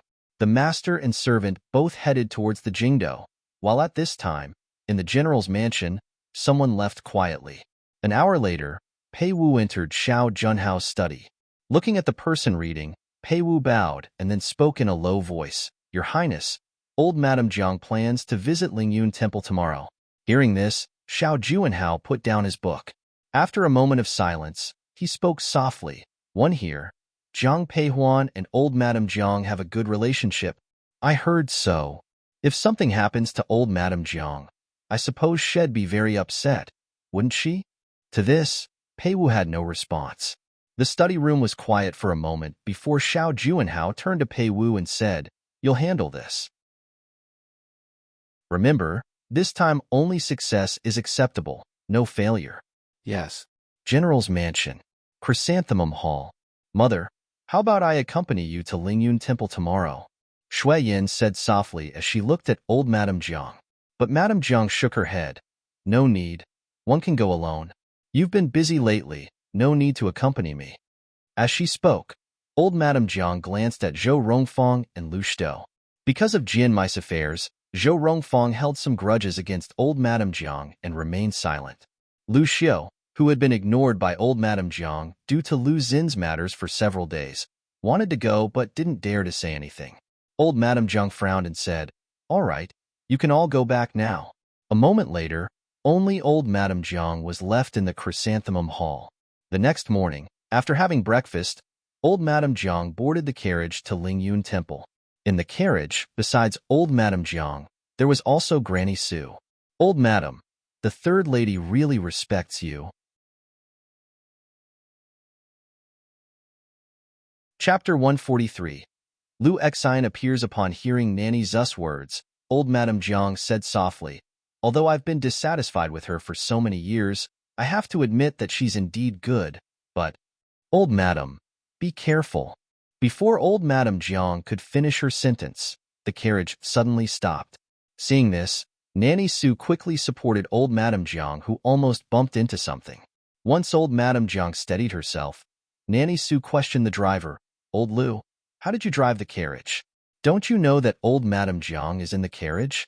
As she spoke, Nanny Su directly lifted the curtain, but the scene in front made her face change immediately. What is this? Old Madame Jiang also saw the scene outside. A group of masked men suddenly appeared with knives. Old Lu had already left the carriage. The servants of the Jiang family all knew some martial arts, but they were not matched for these rogues who suddenly appeared. When old Lu was blocking the people from coming this way, he shouted at Nanny Su, Quickly take the old madam away. Well, stop them. Most of the servants in the Jiang family had lost their relatives in battles, and the Jiang family had taken them in. So these people were very loyal. Even though they knew they were no match for these people, they still asked Nanny Su to take old Madame Jiang away. Old Lu. But as old Lu finished speaking, he was slashed with a knife. Seeing this scene, Nanny Zus was full of worry, and old Madame Jiang's face turned uglier. Hurry up and leave. Old Lu shouted with all his might. Nanny Su, with tears in her eyes, held old Madame Jiang's hand and whispered, Old Madame, we should leave quickly. Think of leaving? It's not that easy. Just as they were about to turn around and leave, they saw two black-clad men coming this way. You, what do you want to do? My old madam is from the general's mansion. We're here for the people in the general's mansion. Two men were walking towards them. Nanny Su stepped in front of old Madame Jiang to protect her. But before she could finish speaking, the men stopped her with a cold voice. Upon hearing this, old Madame Jiang frowned. Pushing Nanny Su away, she looked at the two of them coldly. Who sent you here? Although old Madame Jiang felt extremely anxious inside, she was very calm. Seeing her composure, the earlier rogue laughed. The old madam from the Jiang family is truly something. Even facing death, she can still stay so calm. Hurry up and save them. Just as old Madame Jiang was about to speak, she heard a familiar voice. She turned to see Lu Xian, who had lifted the carriage curtain. Seeing Lu Xian stirred complex emotions within old Madame Jiang. Lu Xian was also planning to go to Lingyun Temple today but had stumbled upon this scene instead. Fearing for Lu Xin's safety, the Lu family had hired quite a number of guards for her. These guards were not weak in martial arts, but they were still a bit inferior to these rogues. Besides, Lu Xian didn't bring many people with her. Seeing her side losing, Lu Xian directly walked over to old Madame Jiang and whispered, "Old Madam, it's too dangerous here. We should leave quickly." Saying this, Lu Xian led old Madame Jiang towards a small path. Seeing this, Nanny Su quickly followed. "Why are you here?" "Old Madam, now is not the time to talk about this. Let's think of a way to get out of danger first." Lu Xin's eyes were filled with fear, but she still tried her best to remain calm. Seeing her expression, old Madame Jiang said in a low voice, "Those people are here for me. This has nothing to do with you. You, old Madam, one can't ignore you." Lu Xian didn't dare to take the main road, so she took old Madame Jiang to the small road. At this moment, the three of them had already walked into a small forest. Seeing that there was no movement behind them, Lu Xian looked at Nanny Su and said, "Nanny, please take off the old madam's clothes." "Miss Lu, why is that? Those people might be chasing after us. They'll wear the old madam's clothes and walk that way. You hide with the old madam somewhere else." While speaking, Lu Xian had already started to take off her cloak. When Nanny Su heard this, she immediately said, "Miss Lu, you don't look like the old madam. How about this? 111 put on the old madam's clothes, and you hide with the old madam." "You, Jean?" Old Madame Jiang's eyes were filled with worry when she heard Nanny Zu's words. Nanny Su smiled. "One have served you my whole life. 1 am willing to die for you." As she spoke, Nanny Su had already put on the old madam's cloak. Seeing that she was about to leave, old Madame Jiang grabbed Nanny Zu's hand tightly. "Be careful. Old Madam, rest assured. I still have to take care of you. One won't die." Nanny Su reassured. She then bowed to Lu Xian. "Miss Lu, 111 and trust my old madam to you. Don't worry, they'll definitely protect the old madam." Then, the three of them split up. Lu Xian brought the old madam into the forest. It had been a long time since old Madame Jiang had walked so far. Soon, she started panting with exhaustion, but she persisted with gritted teeth. However, Lu Xian stopped when she heard old Madame Jiang's panting. After looking around at the environment, she squatted down in front of the old madam. "Old madam, we have to go deep into the forest. I will carry you." "How can you carry me with your weak body?" the old madam questioned. Lu Xin's figure was thin, while old Madame Jiang's figure was plump. However, Lu Xian laughed when she heard this. "Don't worry, old madam. One won't drop you. I used to go to the shop often, and one followed my elder brother to some places. My stamina is quite good." Old Madame Jiang could not walk anymore. Hearing Lu Xin's words, she lay on her back. "If you are tired, you must tell me." Yes. Lu Xian nodded and carried old Madame Jiang into the forest. The mountain path was extremely difficult to walk. After a while, a layer of sweat appeared on Lu Xin's forehead. Seeing the sweat on her forehead, old Madame Jiang's eyes revealed a complicated look. Lu Xian didn't know how long she had been walking. All she knew was they had to keep moving forward. However, she suddenly heard the sound of hurried footsteps. Hearing this voice, Lu Xin's expression changed. Lu Xian carefully put old Madame Jiang down and looked around. Then, she helped old Madame Jiang to walk behind a big tree. Breaking some branches, Lu Xian covered old Madame Jiang with them and whispered, "Old Madam, stay here and don't come out. If someone comes, they'll lure them away." As Lu Xian was about to walk away, old Madame Jiang grabbed her hand. "Be careful," old Madame Jiang whispered when she saw Lu Xin's confused expression. Hearing the old madam's words, Lu Xian smiled. "Don't worry, they'll come and find you soon." Then, Lu Xian went down another path, deliberately leaving some traces on the branches behind her.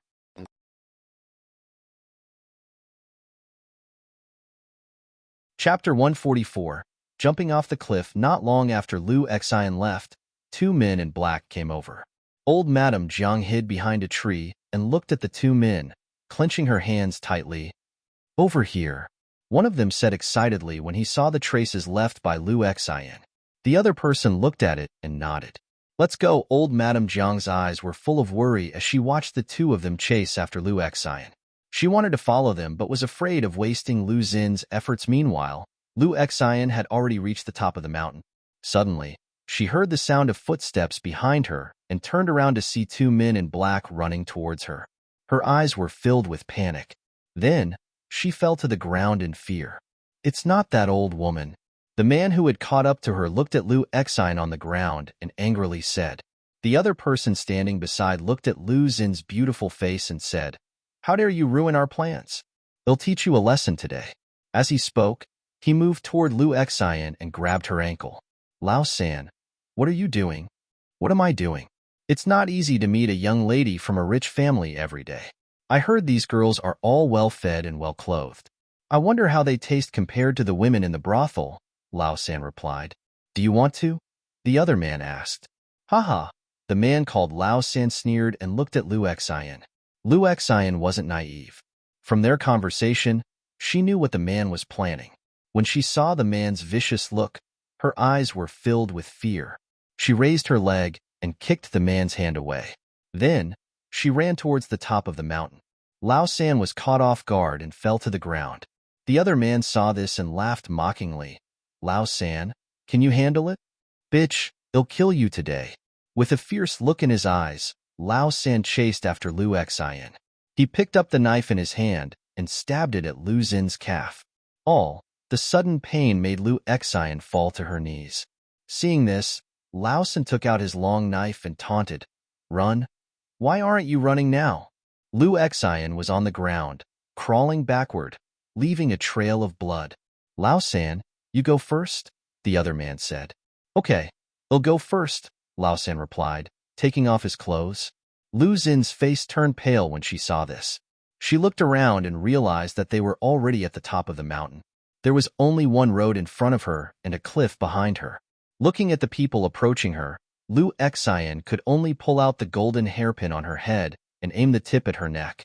Lu Xian said in a hoarse voice, "Don't come any closer, or 111 kill myself in front of you." "Ha ha ha." The man laughed as if he had heard a good joke, but his eyes were full of mockery. He looked at Lu Xian and said coldly, "For so many years, I've only slept with living people. I've never tried dead ones. Why don't you satisfy me?" "You, don't come any closer." Lu Xin's eyes were full of despair as Lao San approached her. Turning her head, Lu Xian looked at the cliff behind her. At this moment, Lu Xian thought of Jiang Changbai. "Jiang Changbai, goodbye," she thought. Lu Xin's eyes filled with despair. At that moment, Jiang Changbai had already climbed halfway up the mountain, reaching the place where old Madame Jiang was hidden. "Grandmother, Miss Lu." Old Madame Jiang was exhausted, but she didn't dare to move when the two men in black didn't come down. Hearing Jiang Shangbai's voice, old Madame Jiang excitedly called out, "Changbai, over here, I'm here." "Grandmother?" "Old Madam?" Jiang Shangbai's men had already found Nanny Su, and upon seeing old Madame Jiang's disheveled appearance, Nanny Su burst into tears. Jiang Changbai tightly held onto the old madam's hand and asked softly, "Grandmother, are you hurt?" "No, I'm not injured." "That's good." Hearing old Madame Jiang's words, Jiang Changbai couldn't help but breathe a sigh of relief. "Grandmother, let's go. They'll take you down the mountain first." Saying this, Jiang Changbai bent down in front of old Madame Jiang, preparing to carry her down. However, old Madame Jiang shook her head and said, "Changbai, you must go find Miss Lu first." She went up the mountain, and not long after she left, two rogues went up after her. "I worry. Nanny Su, take good care of grandmother." Before old Madame Jiang could finish speaking, Jiang Shangbai's expression changed. He softly instructed Nanny Su, and then ran towards the mountaintop. On the mountaintop, Lu Xian was already in despair and on the verge of collapse. However, Lao San's face was full of smiles. "What's wrong? You can't do it?" Lu Xin's hand, holding the hairpin, was trembling. When she saw Lao San approaching her, she suddenly got up from the ground and ran towards the cliff, jumping off. Lu Xian. The moment she jumped down, Lu Xian seemed to have heard Jiang Shangbai's voice, but very quickly, she smiled, wondering why he would have come. However, the voice became clearer and clearer, and Lu Xian couldn't help but open her eyes, only to see a familiar face. The wind blew Jiang Shangbai's hair, and he reached out his hand, saying softly, "Don't be afraid, I'm here." As his words fell, Jiang Changbai reached out and held Lu Xian. The two of them were falling down straight. Jiang Changbai gripped Lu Xian tightly in his arms, his back facing the cliff. Out of the corner of his eye, he saw a hint of green, and his eyes lit up. As they fell, he grabbed the green object. Their descent stopped suddenly. "It's all right, there's a tree here." Hearing Jiang Shangbai's words, Lu Xian looked at the tree in front of them. Although it was called a tree, it was actually a small sapling on the edge of the cliff. The trunk was only as thick as an arm. Jiang Changbai was holding onto the tree trunk, but the tree trunk was already shaking under the weight of the two of them. "I'm afraid this tree won't be able to hold our weight." "No matter." Looking at the height under his feet, Jiang Changbai looked at Lu Xian and said in a low voice, "Lu? Miss Lu, do you believe me?" He subconsciously wanted to call her by her name. Lu Xian did not know what Jiang Changbai had in mind, but hearing his words, she nodded. "I trust you. That's good." Hearing Lu Xin's words, a faint smile appeared in Jiang Shangbai's eyes. Then, he let go of the tree trunk. The two of them started falling again. As they fell, Jiang Changbai pointed his toes. But when they landed, the momentum was too great, and they both fell on the ground.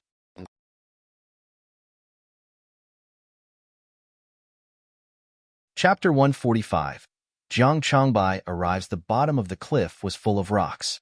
When Jiang Changbai fell, his instinct was to hold Lu Xian close, cradling her in his arms.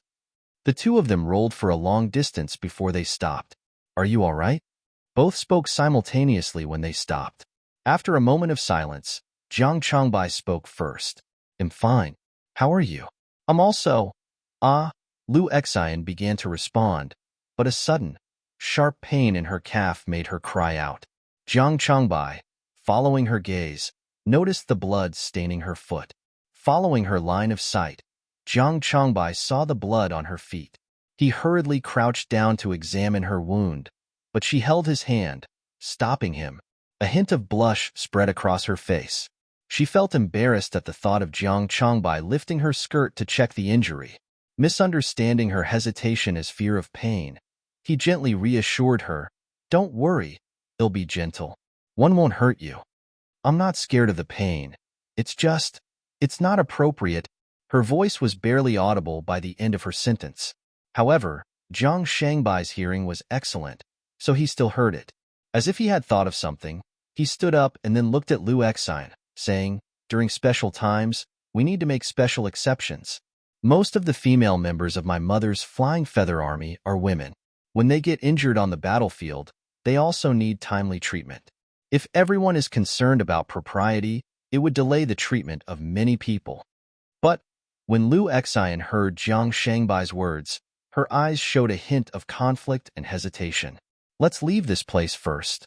It's about to get dark," Jiang Changbai said as he squatted down in front of Lu Xian. "Your leg is injured and you can't walk. They'll carry you." Although Lu Xian was still somewhat hesitant, Jiang Changbai had already gripped her hand, effortlessly hoisting her onto his back. This was the first time he had ever carried a woman other than his sister. Lu Xian was so light, he could hardly feel her weight.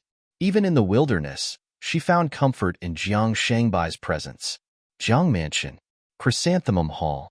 Doctor, how is she?" The old madam had already been taken to Chrysanthemum Hall, and Shui Yin immediately had someone fetch a doctor. She looked at the doctor who came out from the inner hall and hurriedly asked, "First, madam, don't worry. The old madam was just startled and has already fallen asleep. There's nothing serious," the doctor reassured her. "That's good. Mother, should we inform eldest sister about this?" The person who spoke was Jiang Xijin. After she heard the news of the old madam's accident, she immediately left the military camp with Jiang Changbai. Hearing her younger daughter's words, Shui Yin nodded. "Even though your grandmother is fine, we should still inform Huan Heir. Xijin, get someone to send a letter to Qingzhou." "I understand, mother." After Jiang Xijin left, Shui Yin did not leave Chrysanthemum Hall but stayed outside. Besides Shui Yin, there was also Lu Xiu guarding outside. Knowing that Lu Xian had an accident, Lu Xiu's eyes were full of worry. Seeing the expression in her eyes, Shui Yin stepped forward and comforted her softly. Third sister, don't worry. Changbai will definitely find Xian heir and bring her back safely. I know. Thank you, sister. Lu Xiu replied gratefully. In the mountains, Zhang Changbai and Lu Xian had already settled in a cave. Zhang Changbai lit a fire and sat down in front of Lu Xian before finally speaking to her. If we don't treat the wound on your legs soon, it might get infected. It'll help you treat the wound first, Changbai offered. Okay, Lu Xian nodded. With her approval, Zhang Changbai gently lifted her leg onto his lap. He raised her skirt and rolled up her trousers to examine her wound. Zhang Changbai had only seen the blood on her skirt previously. Now that he saw the wound on her calf, Zhang Changbai subconsciously frowned. He had seen many serious injuries before, but Lu Xin's fair skin made the palm-sized wound on her calf look particularly gruesome. It might hurt a bit, so bear with it, Zhang Changbai said. She nodded again. Seeing her nod, Zhang Changbai cleaned the blood around the wound with a wet handkerchief and applied a common medicinal powder. As soon as Zhang Changbai sprinkled the medicine on the wound, he felt a sharp pain in his arm. It turned out that Lu Xian had gripped his arm tightly. It'll be over soon, he reassured her, continuing to treat the wound despite the urgency in his eyes. After he bandaged the wound, Zhang carefully adjusted Liu's trousers back into place. Done, he said. Hearing him, Lu Xian relaxed her grip on his arm, causing him to wince in response. Her face flushed with embarrassment at her strength. I'm sorry, she said. No worries, I can handle it, he replied. Although I have already applied medicine to your wound, your injury is still severe. You should see a doctor when we get back, Zhang Changbai said. It's okay. As long as you've put on medicine, there's no need for a doctor. Lu Xian could still convince herself to let Zhang Changbai apply medicine on her, but she couldn't bear the thought of other men seeing her leg. Zhang Changbai immediately understood what Lu Xian meant. Upon hearing her words, he said softly, It's okay. I'm sure my mother will send a message to Huan Heir since my grandmother was frightened. Huan Heir's maid has medical skills. She can examine you when we get back. Didn't Sister Jiang go to Qingzhou? It would take at least 2 to 3 days to travel back and forth from Qingzhou, Lu Xian said. In Qingzhou. Yi Xiao, has all the poison in my grandmother's body been removed? Looking at Yi Xiao, who was examining her grandmother, Lu Yinyi asked softly. After withdrawing her hand, Yi Xiao nodded. Yes, all the poison have been removed from the old madam's body. She just needs a good rest now. Huan Heir, it's all thanks to you this time. Yeah, Huan Heir, without your maid. Who knows what would have happened to your grandmother? As Zhang Peihuan listened to the words of Xue Tao and Xue Hai, she smiled and said, Uncle Tao, Uncle Hai, it's what one should do. There's no need for such formalities. Okay, it's getting late. Let Huan Heir rest now. With the absence of Wang Fingyi and Xue Ru, the entire Xue family was harmonious. Hearing the conversation between Zhang Peihuan and the others, old Madame Xue said softly. As soon as Madame Xue spoke, everyone started urging Huan Heir to rest. Grandmother, I'll go back first, Jin Peihuan said softly after she bowed to old Madame Xue. Leaving old Madame Xue's courtyard with Yi Xiao, Zhang Peihuan had just reached her own courtyard when she saw an anxious Deputy General Lu approaching. Eldest miss, something happened. What's wrong? There's news from the mansion. It's said that the old madam was attacked.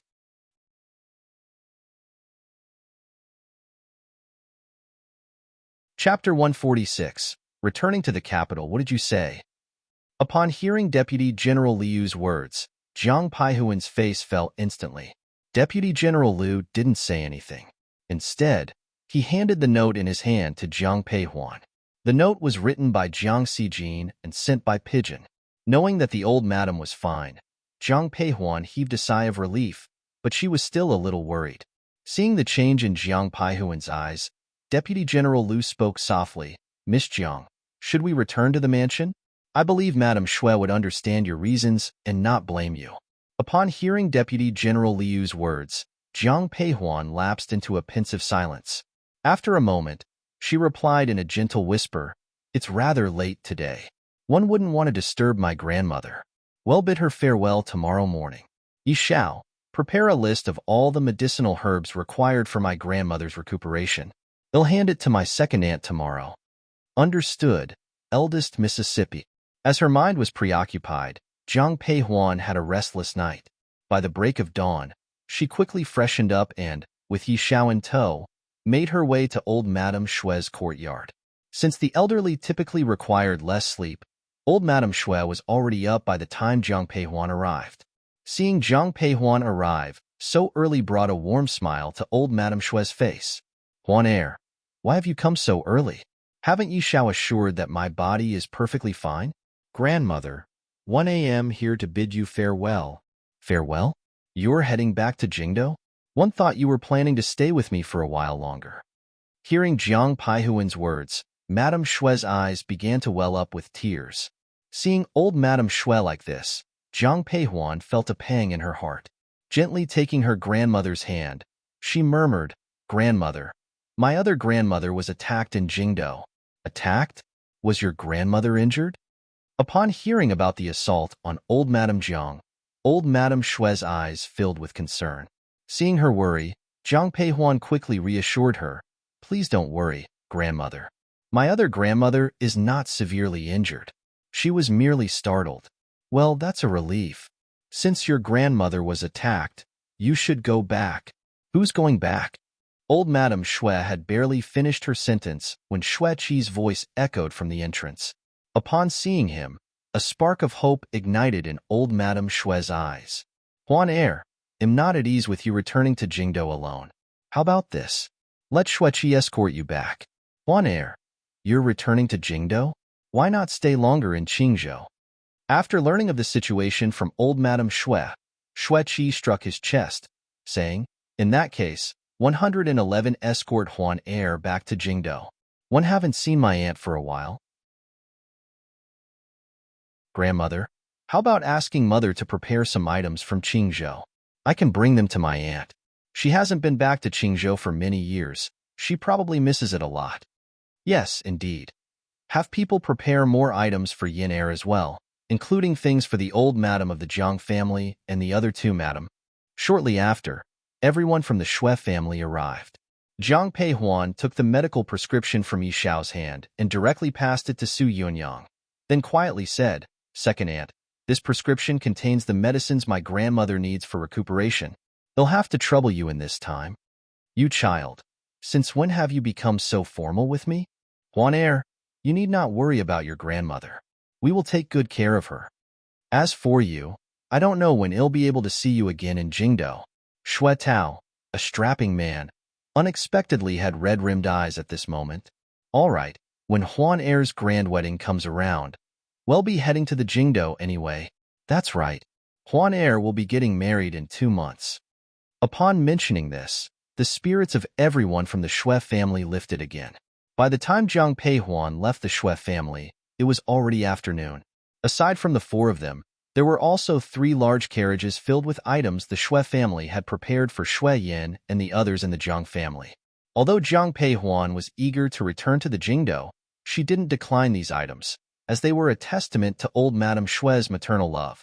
However, traveling with 3 carriages made the journey extremely slow. After they left Qingzhou City, Zhang Peihuan immediately turned to Deputy General Liu and said, Cousin Qi and I will go ahead with Yi Xiao. You follow behind at a slower pace, ensuring these items get back home. Yes, eldest Mississippi. Deputy General Liu had no objections to Jiang Peihuan's arrangement. Thereafter, Zhang Peihuan, with Shui Qi and Yi Xiao, set out towards Jingdo. Shui Qi rode at Zhang Peihuan's left. Seeing her atop her horse, he softly chuckled. Huan heir, one never knew your horsemanship was so skilled. Cousin Qi, did you forget I've been to the battlefield as well? Hearing Shui Qi's comment, Zhang Peihuan chuckled softly in response. I actually did forget, but hearing you say it brings back memories. By the way, Huan heir, is there anything fun to do in Jingdo these days? Both Zhang Peihuan and Shui Qi were skilled horse riders, which allowed them to carry on their conversation while on horseback. The trip from Qingzhou to Jingdo, even if they traveled fast, it would still require around 2 days. But Jiang Peihuan, Xue Qi, and Yi Xiao arrived at the general's mansion late at night. Yi Xiao, knock on the door. The door of the general's mansion was tightly shut. Hearing Jiang Peihuan's command, Yi Xiao dismounted and knocked on the door. The door quickly opened, and the gatekeeper, upon seeing Jiang Peihuan on her horse, quickly came forward to pay his respects. Eldest miss, you're back? Have elder brother and Miss Lu returned? In Jiang Saijan's letter, Jiang Peihuan already knew that Lu Xian had saved old Madame Jiang. Upon hearing Jian Peihuan's question, the gatekeeper nodded and quickly said, Eldest young master and Miss Lu are back. They came back just this afternoon. Understood, thank you. With a nod, Jiang Peihuan led Xue Qi into the mansion. Upon entering the courtyard, Jiang Peihuan turned to Xue Qi and said, Cousin Qi, it's rather late. I'll take you to see grandmother tomorrow. Rest early for tonight. I will guide you to elder brother's garden for rest. Just have a servant lead me there. You've had a long day too. You should rest early. I'm not tired. I'll take you there. Saying so, Jiang Peihuan led Xue Qi towards Jiang Shangbai's courtyard. As they arrived at Jiang Shangbai's courtyard, they found the lights within still lit. Jiang Peihuan and Xue Qi shared a glance and stepped inside together. Elder brother? Huaner, you're back. All, Qi? Upon hearing a noise, Jiang Changbai immediately opened his door. Seeing Jiang Peihuan, his eyes lit up with a smile.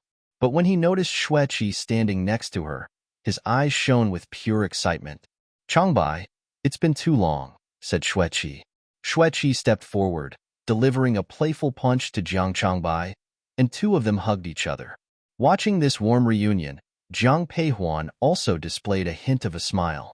Jiang Changbai and Xue Qi were born only a few hours apart. This led to them never addressing each other as brothers. Instead, they preferred to call each other by their names.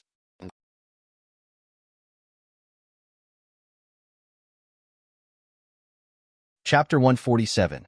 Return from Qingzhou. Am going to stay in the mansion for a few days. Let's find a time to spar, Xue Qi said. All right, no problem, Jiang Changbai replied with a smile. Jiang Changbai smiled as he heard Xue Qi's proposal. Such was the bond of male friendship. Witnessing the camaraderie, a smile appeared on Jiang Peihuan's face. She softly said to her brother, Elder brother, since you're here, I'll leave cousin Qi in your care. I'm off to visit Xian Heir at our third aunt's courtyard. Are you going to see Miss Lu? Yes, she's injured. Isn't she? I'm taking Yi Xiao with me to see her. In that case, 111 accompany you. Just as Jiang Changbai offered to go with her, Jiang Peihuan was quick to object. Elder brother, it's quite late now. It's not appropriate for you to visit Xian Heir. Grandmother already disapproves of your relationship with Xian Heir. If you visit her at this hour, and if she hears about this visit, it will only make things worse for Xian Heir.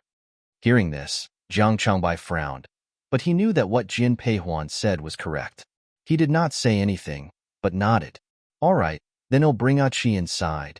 Don't worry, if anything happens to Xian Heir, I'll send someone to inform you, Jiang Peihuan assured. Okay. Seeing her nod, Jiang Peihuan bowed to Xue Qi. Cousin, sorry for the inconvenience. 111 come find you again tomorrow. Sure, go handle your business. They'll be just fine.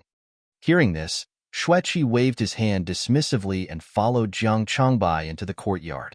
As he watched Jiang Peihuan leave, Xue Qi took hold of Jiang Shangbai's hand.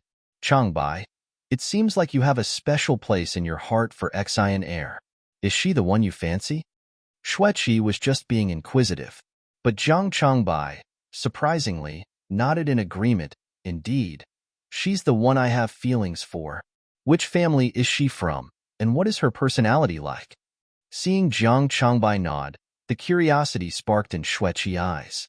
Always eager and curious, Xue Qi, considering Jiang Changbai his close friend, eagerly asked more. Given the circumstances surrounding Lu Xian, Jiang Changbai felt somewhat disheartened. When Xue Qi asked, he explained the details of his situation with Lu Xian. Xue Qi listened attentively without interrupting. Seeing Jiang Shangbai's distress, he couldn't help but offer some advice. Changbai, if you have feelings for Miss Lu, why not have aunt and uncle propose a marriage? There's no need to be so troubled. On hearing Xue Qi's suggestion, Zhang Changbai shot him a helpless look and replied, "The Lu family is a merchant family after all. The Zhang family is quite sensitive by nature. If one were to marry her, it would stir up unnecessary doubts and suspicions. Moreover, grandmother will definitely not allow it." But in the end, all these are mere external factors.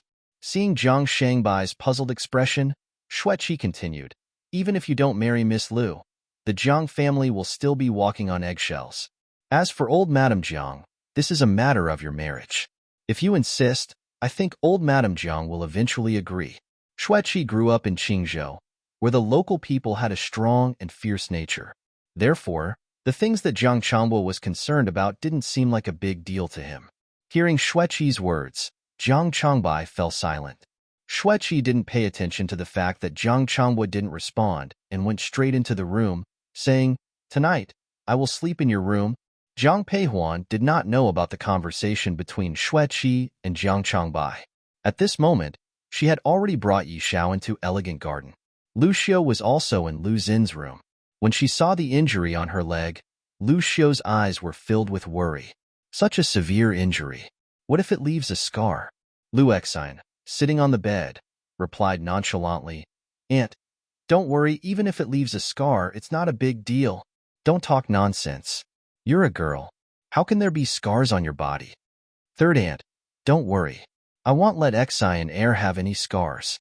Upon hearing the voice, Lu Exine and Lu Xiao simultaneously turned towards the entrance. Seeing Jian Peihuan entering, both of them smiled. "Huan Air, Sister Jiang?" Zhang Peihuan stepped forward and bowed to Lu Xiao.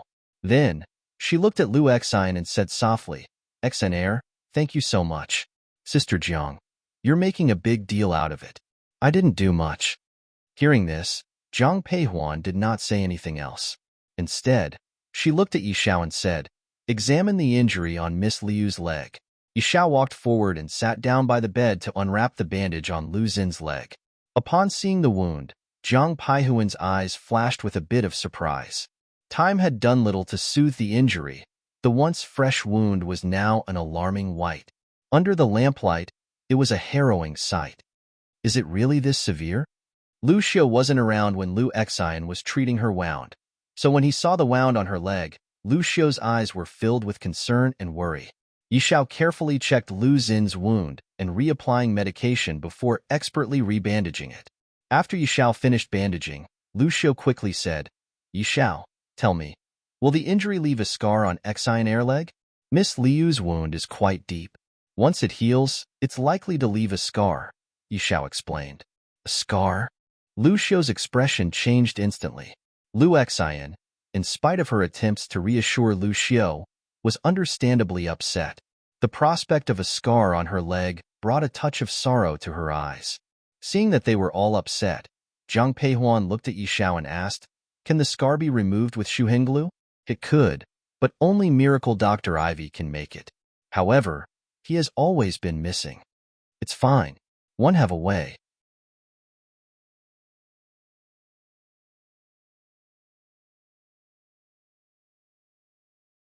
Chapter 148. Warm desserts. Therefore, when Zhang Peihuan walked into the room, she saw a man sitting at the table reading a book. "You're back?" When Jin Peihuan walked into the courtyard, Xiao Nani heard her footsteps. When she walked into the room, the man put down the book in his hand.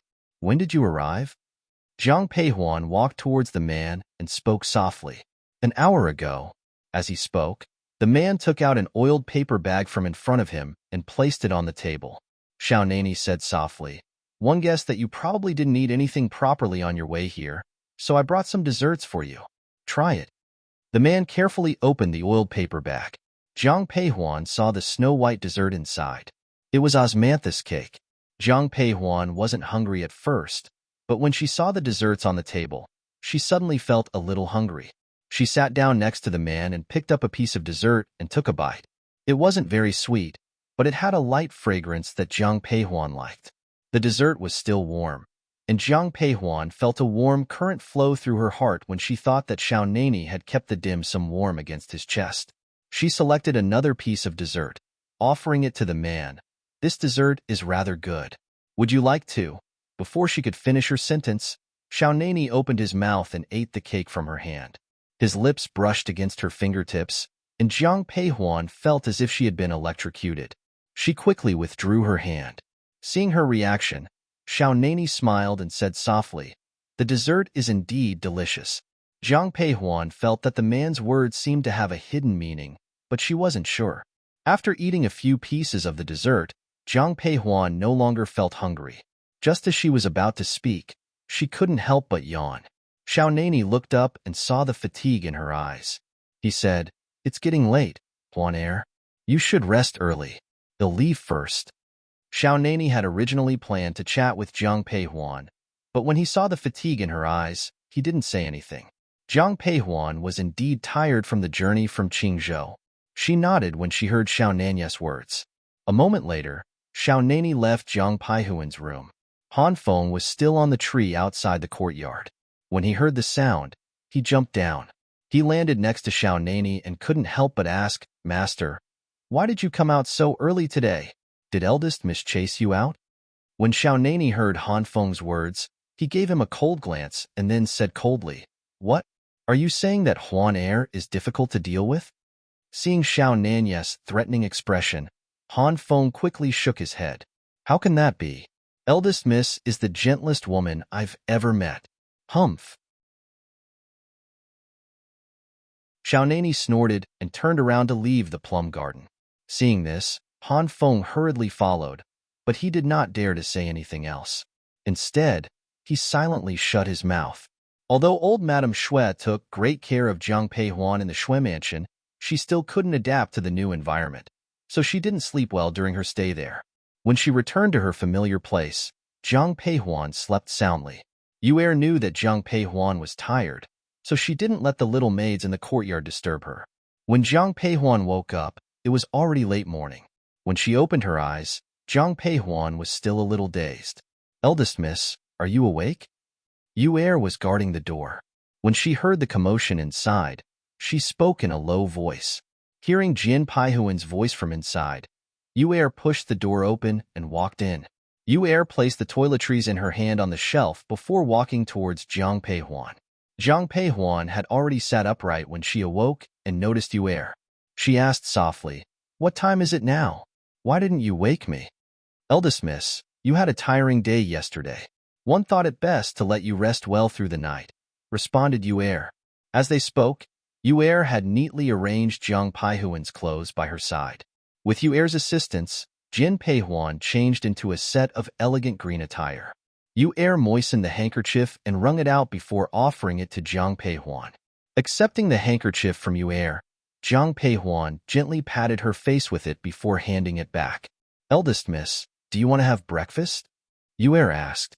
Perhaps due to eating the desserts last night, Jiang Peihuan didn't feel hungry. Thinking about the conversation she had with Lu Exine last night, she shook her head and said, "No need. Go and call Yi Xiao. They'll go to Third Aunt's courtyard to check on Exine. "As you wish." Moments later, Jiang Peihuan, accompanied by Yi Xiao, made her way towards Lu Xiao's elegant garden. When she reached the entrance of the courtyard, Jiang Peihuan saw a few maids standing guard by the door. Jiang Peihuan instinctively quickened her pace. Just as she reached Lu Xin's room, she heard Lu Xiao's anxious words, "Mother, don't worry. I will send Exine back to the Lu family as soon as possible. No hurry."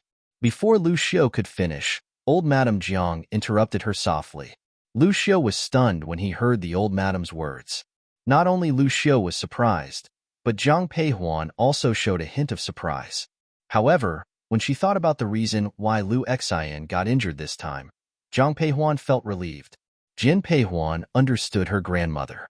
Although old Madame Jiang had a rigid personality, she was also kind-hearted.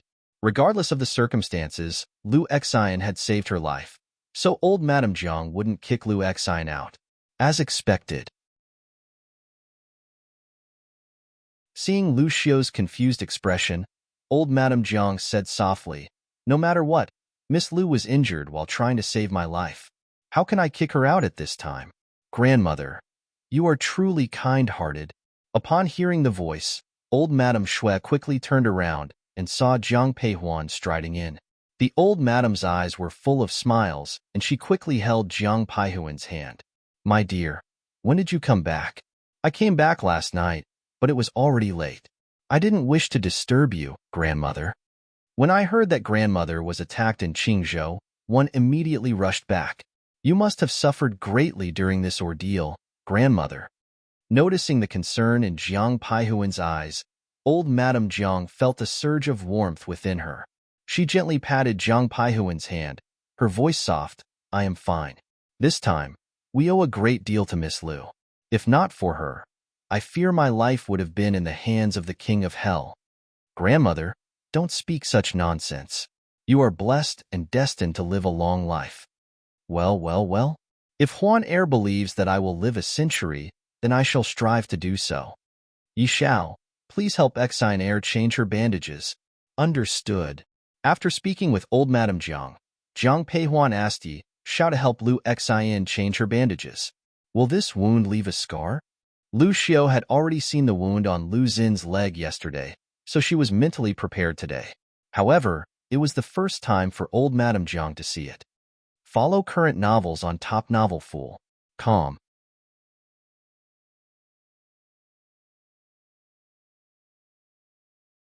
Chapter 149. The old madame's change of attitude. Seeing the palm-sized wound, the old madame's eyes were filled with worry. "Don't worry, old madame. The wound may appear severe, but it's just a flesh wound. It won't leave any scars." Just as Jiang Peihuan was about to speak, she heard Lu Xin's voice. Upon hearing Lu Xin's words, old Madame Jiang heaved a sigh of relief. However, when she looked at Yi Xiao, she still said softly, "Go ahead and treat Miss Lu. If you need any medicinal herbs, just take them from the mansion." "Yes, old madam." "Thank you, old madam." Upon hearing old Madame Jiang's words, Lu Xian, who was leaning against the headboard, quickly expressed her gratitude. Hearing Lu Xin's words, old Madame Jiang looked at Lu Xiao and said, "During this period of time, let Miss Lu stay in the mansion to recuperate. Also, prepare a gift of thanks. I will personally visit your brother to thank him in the future." "Mother, there's no need for that. Xian heir is part of the younger generation. No matter who it is, they should help when they encounter such a thing. There's no need for you to personally visit." Upon hearing Lu Xiao's words, the look in old Madame Jiang's eyes became much better, but she still insisted, "Miss Lu has saved my life. It's only proper that I personally express my thanks." Seeing Lu Xiao about to protest, Madame Jiang turned to Jiang Peihuan and said, "Huan Er, please escort me back." Yes. Jiang Peihuan respectfully bowed to Lu Xiao, gave a nod to Lu Xian before reaching out to support old Madame Jiang. When they were about to reach the Chrysanthemum Hall, Jiang Peihuan thought of Xue Qi. She quickly looked at old Madame Jiang and said, "Grandmother, when one came back this time, grandmother asked cousin Qi to escort me. He is still waiting in eldest brother's courtyard to meet you. I will go and bring him over now." "You silly girl. How can you neglect the guest? Go get him quickly." Upon hearing old Madame Jiang's words, Jiang Peihuan hurriedly ran to Jiang Shangbai's courtyard. Arriving there, she found the pair engrossed in a sparring match. It seemed their sparring match from last night had escalated into a real fight today. Seeing that the two of them were fighting, Jiang Peihuan did not interrupt but chose to watch from the side. After all, both Jiang Changbai and Xue Qi had extensive battlefield experience and formidable martial arts skills. "Eldest miss, you're here." When Chang'an saw Jiang Peihuan, he quickly brought over a cup of tea. Accepting the tea, Jiang Peihuan asked softly, "How long have elder brother and cousin Qi been fighting?" "From this morning until now." Hearing Chang'an's response, Jiang Peihuan's eyes reflected a touch of helplessness.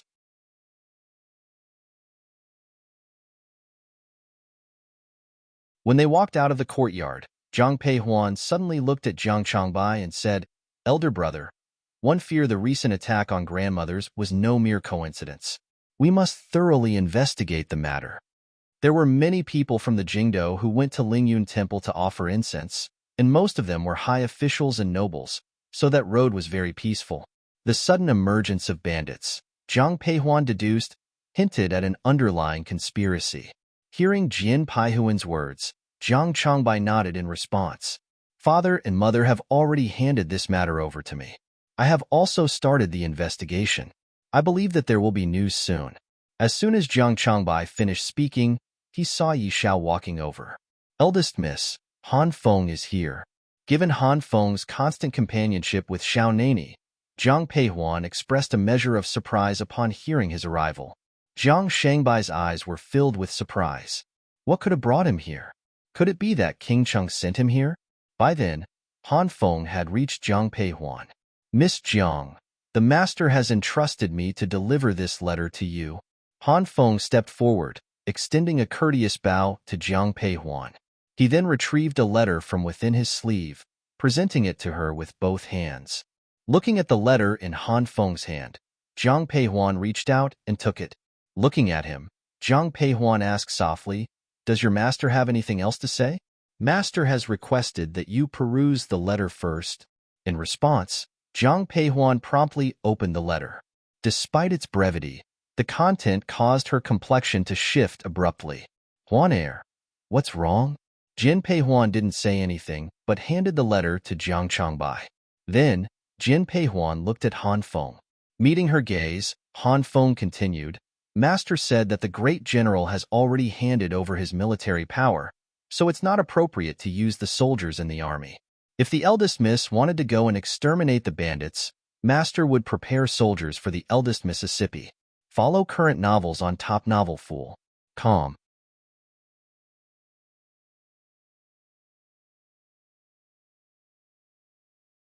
Chapter 150. Luring the snake out of its hole. The letter from Xiao Nani contained information about the bandits who attempted to murder the old Madame Jiang. These bandits had not only tried to murder old Madame Jiang, but they were also involved in a series of horrendous crimes. Due to their formidable martial arts skills, the local authorities were unable to apprehend them despite numerous attempts. These individuals have no respect for the law whatsoever. Jiang Changbai, seething with rage, remarked as he read through the letter. Shui Qi, already aware of the situation, responded coldly upon hearing Jiang Shangbai's words. Such ruthless bandits are not uncommon in Qingzhou. However, it's surprising to find them lurking even under the emperor's feet in Jingdou. Jiang Peihuan remained silent but turned to Han Feng and said, "Go back and inform your master that I will be there tonight.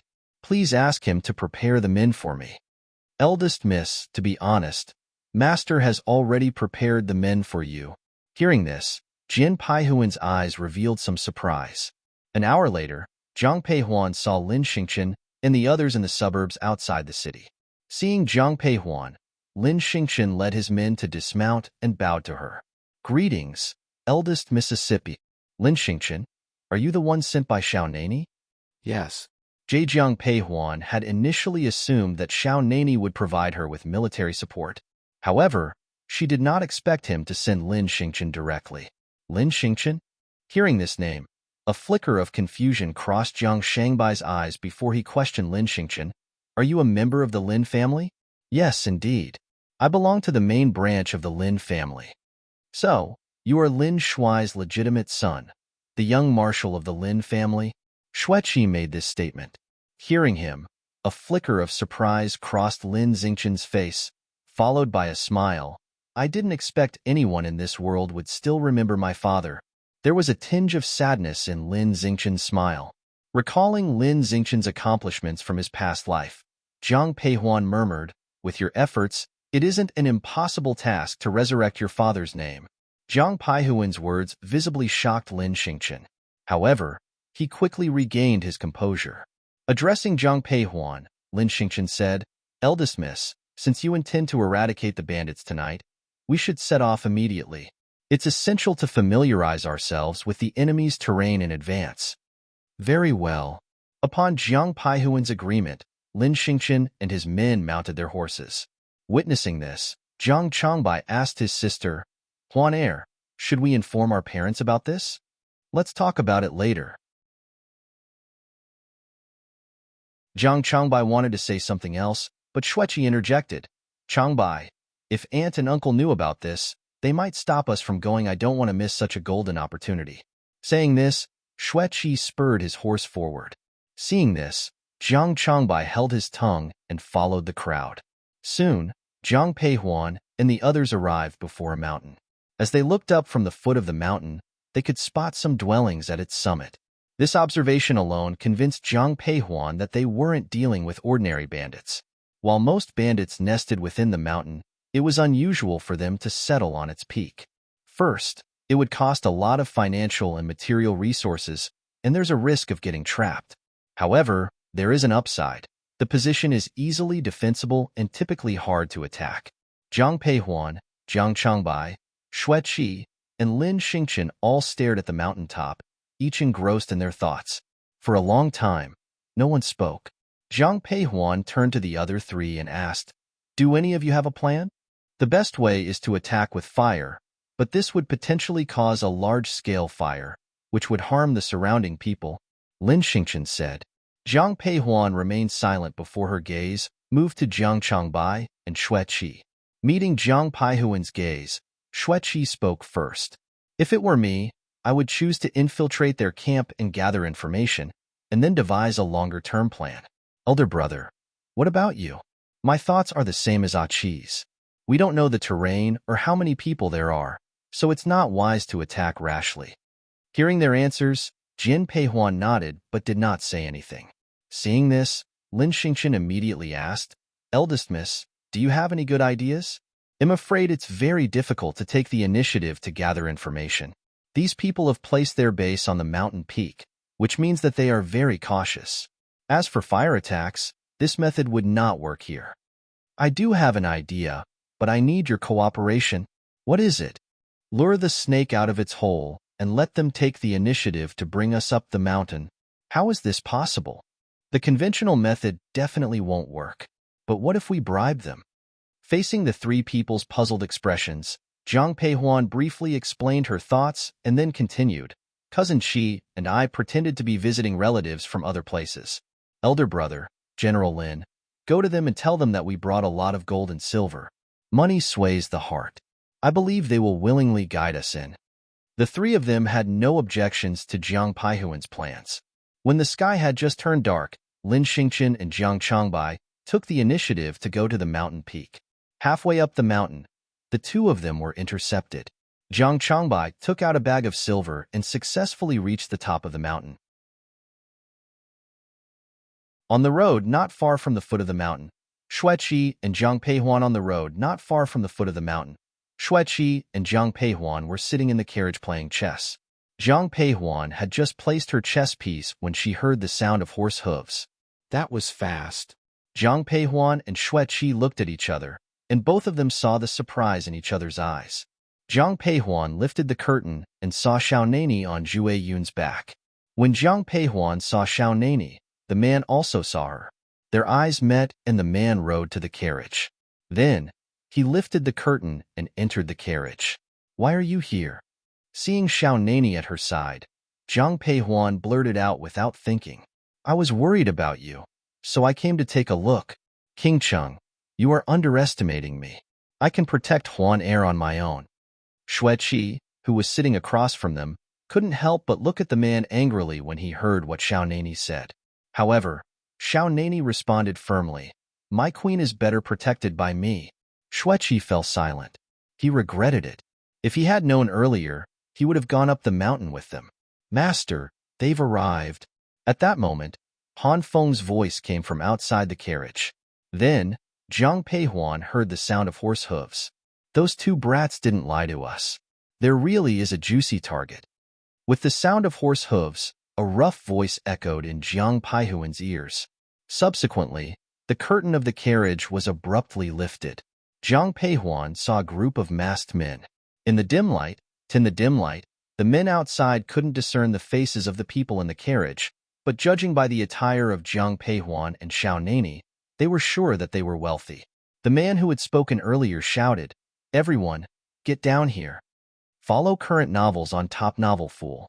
Com."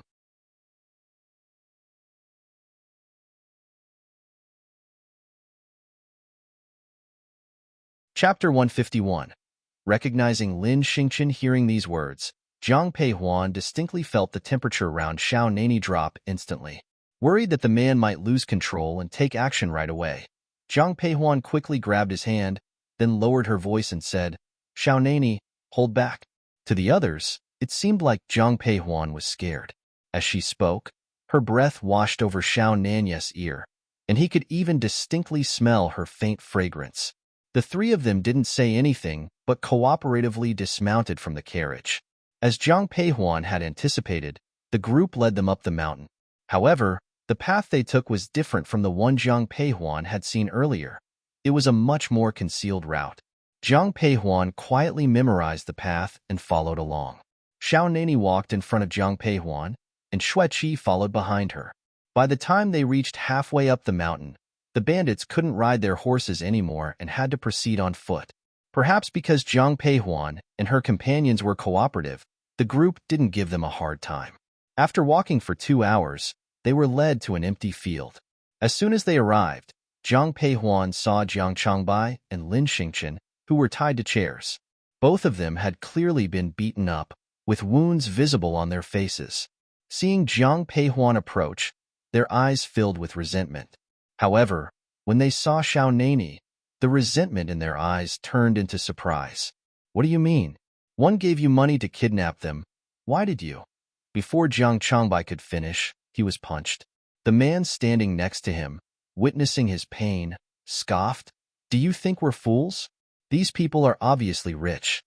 And you two are obviously wealthy too, since all of you all wealthy here. We wouldn't let any of you go."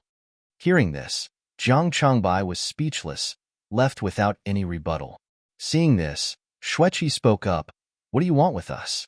If it's money you're after, we can give it to you. Just let us go.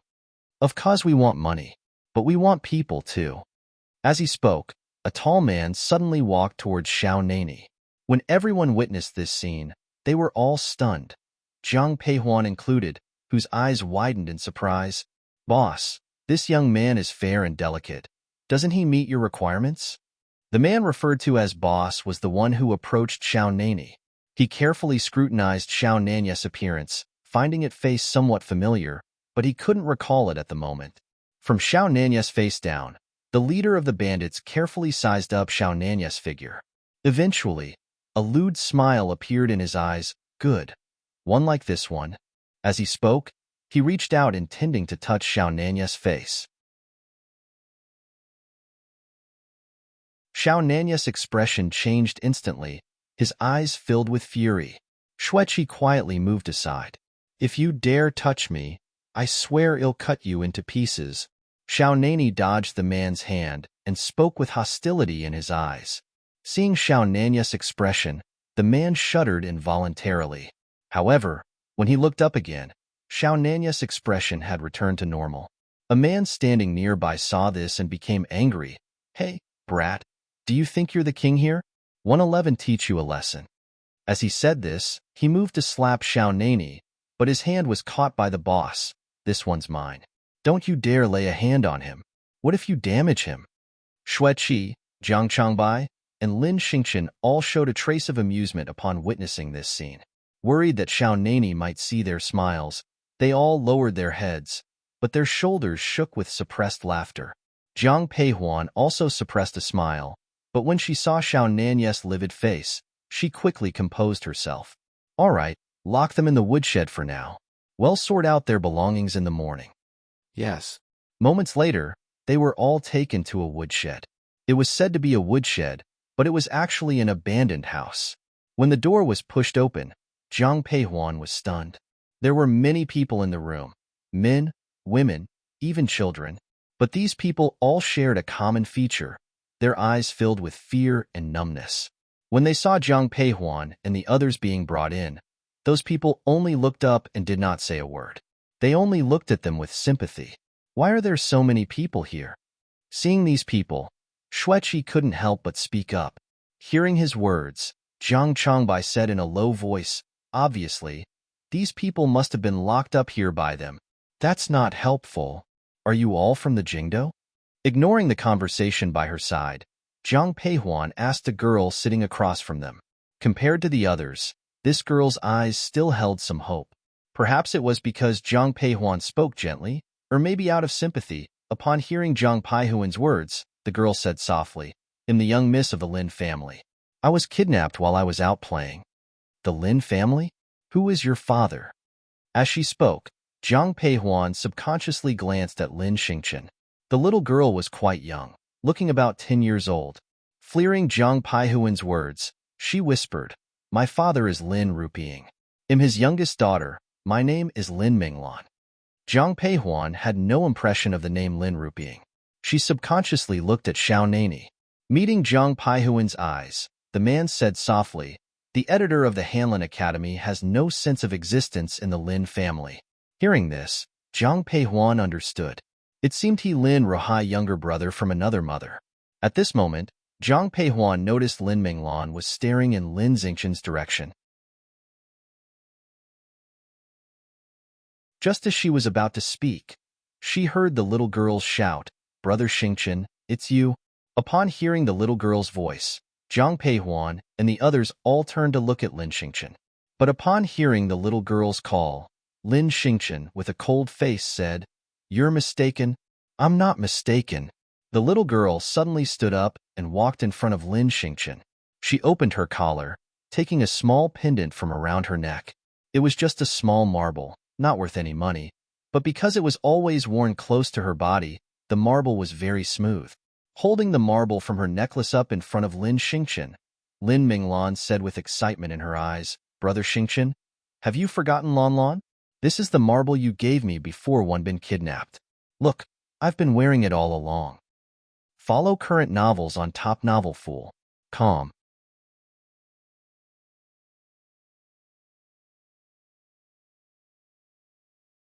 Chapter 152.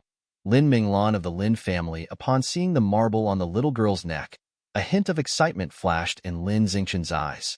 However, when he faced Lin Minglan, he pushed her away. "What marble? One have no idea what this is. You've got the wrong person." Even though Lin Xingchen's expression was very cold, Zhang Peihuan caught the flicker of excitement in his eyes. Glancing at the marble on Lin Minglan's neck, Zhang Peihuan recognized it as a toy beloved by children. From this, Zhang Peihuan guessed that Lin Minglan and Lin Xingchen must have had a good relationship when they were young. But Lin Minglan didn't know Lin Xingchen's thoughts. Hearing his emotionless words, the little girl's eyes were filled with sadness. Just as she was about to say something, the door was suddenly pushed open. All the people who had been captured earlier shrank back in fear. Two men walked in, one with a cold aura all over him, the other with a lecherous look. The man in the front swept his gaze over everyone, mainly focusing on the young girls. His eyes finally landed on Lin Minglan. Seeing her delicate face, a smile appeared in his eyes. "Big brother, this girl isn't bad. Why don't we take her tonight?" Upon hearing this, the man behind gave Lin Minglan a brief glance and then nodded. "All right, take her away." Upon hearing the man's words, the man who spoke earlier directly stepped forward and grabbed Lin Minglan's arm. Seeing these two men suddenly appear, Lin Minglan's eyes were full of terror, and she instinctively began to struggle. "Let go of me." Lin Minglan was just a little girl, and the two men were much bigger than her. No matter how much she struggled, she couldn't break free from the man's grasp. Those who had been brought in before seemed numb to the situation. Not only did they not step forward, they actually seemed relieved. Seeing this, Zhang Peihuan frowned. In her panic, Lin Minglan bit the man's hand hard. The man yelped in pain and cursed, "You little brat! How dare you bite me? I'll kill you today." As he spoke, he slapped Lin Minglan's face. Blood immediately seeped from the corner of the little girl's mouth. Seeing this scene, Jin Peihuan subconsciously wanted to make a move, but someone beat her to it. As the man raised his hand again, Lin Xingchen stepped forward, kicked the man down, and then scooped Lin Minglan into his arms. The little girl had just been slapped and her eyes were filled with terror. But now, held in Lin Xingchen's arms, she no longer looked afraid. Instead, a small smile appeared on her face as she looked at the young man beside her. The little girl showed a bright smile. "Brother Xingchen." Although Lin Xingchen didn't comfort her verbally, he didn't continue with his cold expression either. He placed her next to Zhang Peihuan and spoke softly, "Eldest miss, Could you please help me take care of her? Seeing Zhang Peihuan nod, Lin Xingqian turned to look at the two men. The man Lin Xingqian had knocked down had already gotten up, but he looked at Lin Xingqian with a grim expression. Who are you to meddle in our affairs? I'm here to claim your lives. As his words fell, Lin Xingqian had already drawn his long sword. However, he did not expect the man's martial arts skills to be quite good. The previously quiet bandit, seeing the situation, quickly ran out, apparently to call for reinforcements. Seeing this, Zhang Peihuan quickly turned to Zhang Changbai. Elder brother, stop him. Hearing Zhang Peihuan's voice, Zhang Changbai immediately stepped forward. The small room suddenly filled with the sound of fighting. Zhang Peihuan took Lin Minglan and moved back a bit. At this point, Lin Xingqian had already pierced the heart of the man who initiated the fight with his sword. Seeing the man on the ground and another man halted by Zhang Changbai, the latter's face hinted at unease. His eyes, filled with hostility, glared at the people in front of him. Coldly, he demanded, "Who are you? How dare you kill in my place?" Without a word, Zhang Changbai and Lin Xingqian glanced at each other and killed that man. Seeing the two bodies on the ground, the people who had been captured earlier looked relieved and surprised. Then, they all knelt before Zhang Peihuan and the others, begging, "Save us, please, save us. You guys, please get up first," Zhang Peihuan said, worrying that the noise here would attract others. However, the people paid no heed and continued their desperate pleas. Seeing this, Zhang Peihuan coldly intervened. "If they discover what happened here, none of us will escape. If you want to leave this place, listen to me." Seeing the coldness in Zhang Peihuan's eyes, the people finally shut their mouths and slowly sat down on the ground. But still, someone couldn't help but ask, "Miss, one know you are not ordinary people. Can you save us?" "We will do our best." Zhang Peihuan wasn't sure what would happen next. She could only promise to try her best, but she couldn't guarantee anything. Some people were obviously dissatisfied with her response, but considering the two bodies on the ground, nobody dared to say anything. At this moment, Lin Xingqian came up to Zhang Peihuan, full of regret, and said softly, "I'm sorry, eldest miss, I've messed up your plan." Seeing the remorse in Lin Xingqian's eyes, Zhang Peihuan shook her head. Just as she was about to speak, a soft voice echoed from her side, "Sister, don't blame brother Xingqian. He was only trying to save me." Lin Minglan's face was already swollen, but the little girl was still speaking softly on Lin Xingqian's behalf.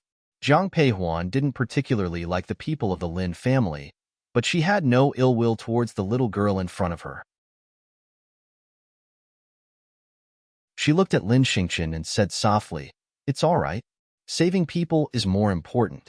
If Lin Xingqian could have watched Lin Minglan being taken away by those two men without doing anything, Zhang Peihuan would have been terrified. Now, at least it showed that Lin Xingqian still had principles. "Elder brother, strip off the clothes of those two men." "Huan Air, what do you need these men's clothes for?" Hearing Zhang Peihuan's words, Zhang Changbai asked instinctively, but his hands were already working on it. Zhang Peihuan didn't answer Zhang Shangbai's question. Instead, she took out a small medicine bottle from her bag and said softly to Lin Minglan, "You're hurt. Let me apply the medicine for you." "Thank you, sister." Seeing the medicine bottle in Zhang Peihuan's hand, the little girl thanked her softly. But then, she looked at Lin Xingqian. "But I want brother Xingqian to apply the medicine for me." Hearing this, Zhang Peihuan raised her eyebrows and, without waiting for Lin Xingqian to respond, she threw the medicine bottle to him. He caught it instinctively. Follow current novels on Top Novel Fool. You're tuning in to the Romance Rendezvous YouTube channel. We're so grateful for your support, and don't forget to subscribe to join us on this incredible journey through captivating stories. Your generosity through donations truly makes a world of difference, as it's the primary source of revenue that allows me to expand and enhance this channel for you. Thank you from the bottom of my heart for being a part of this adventure.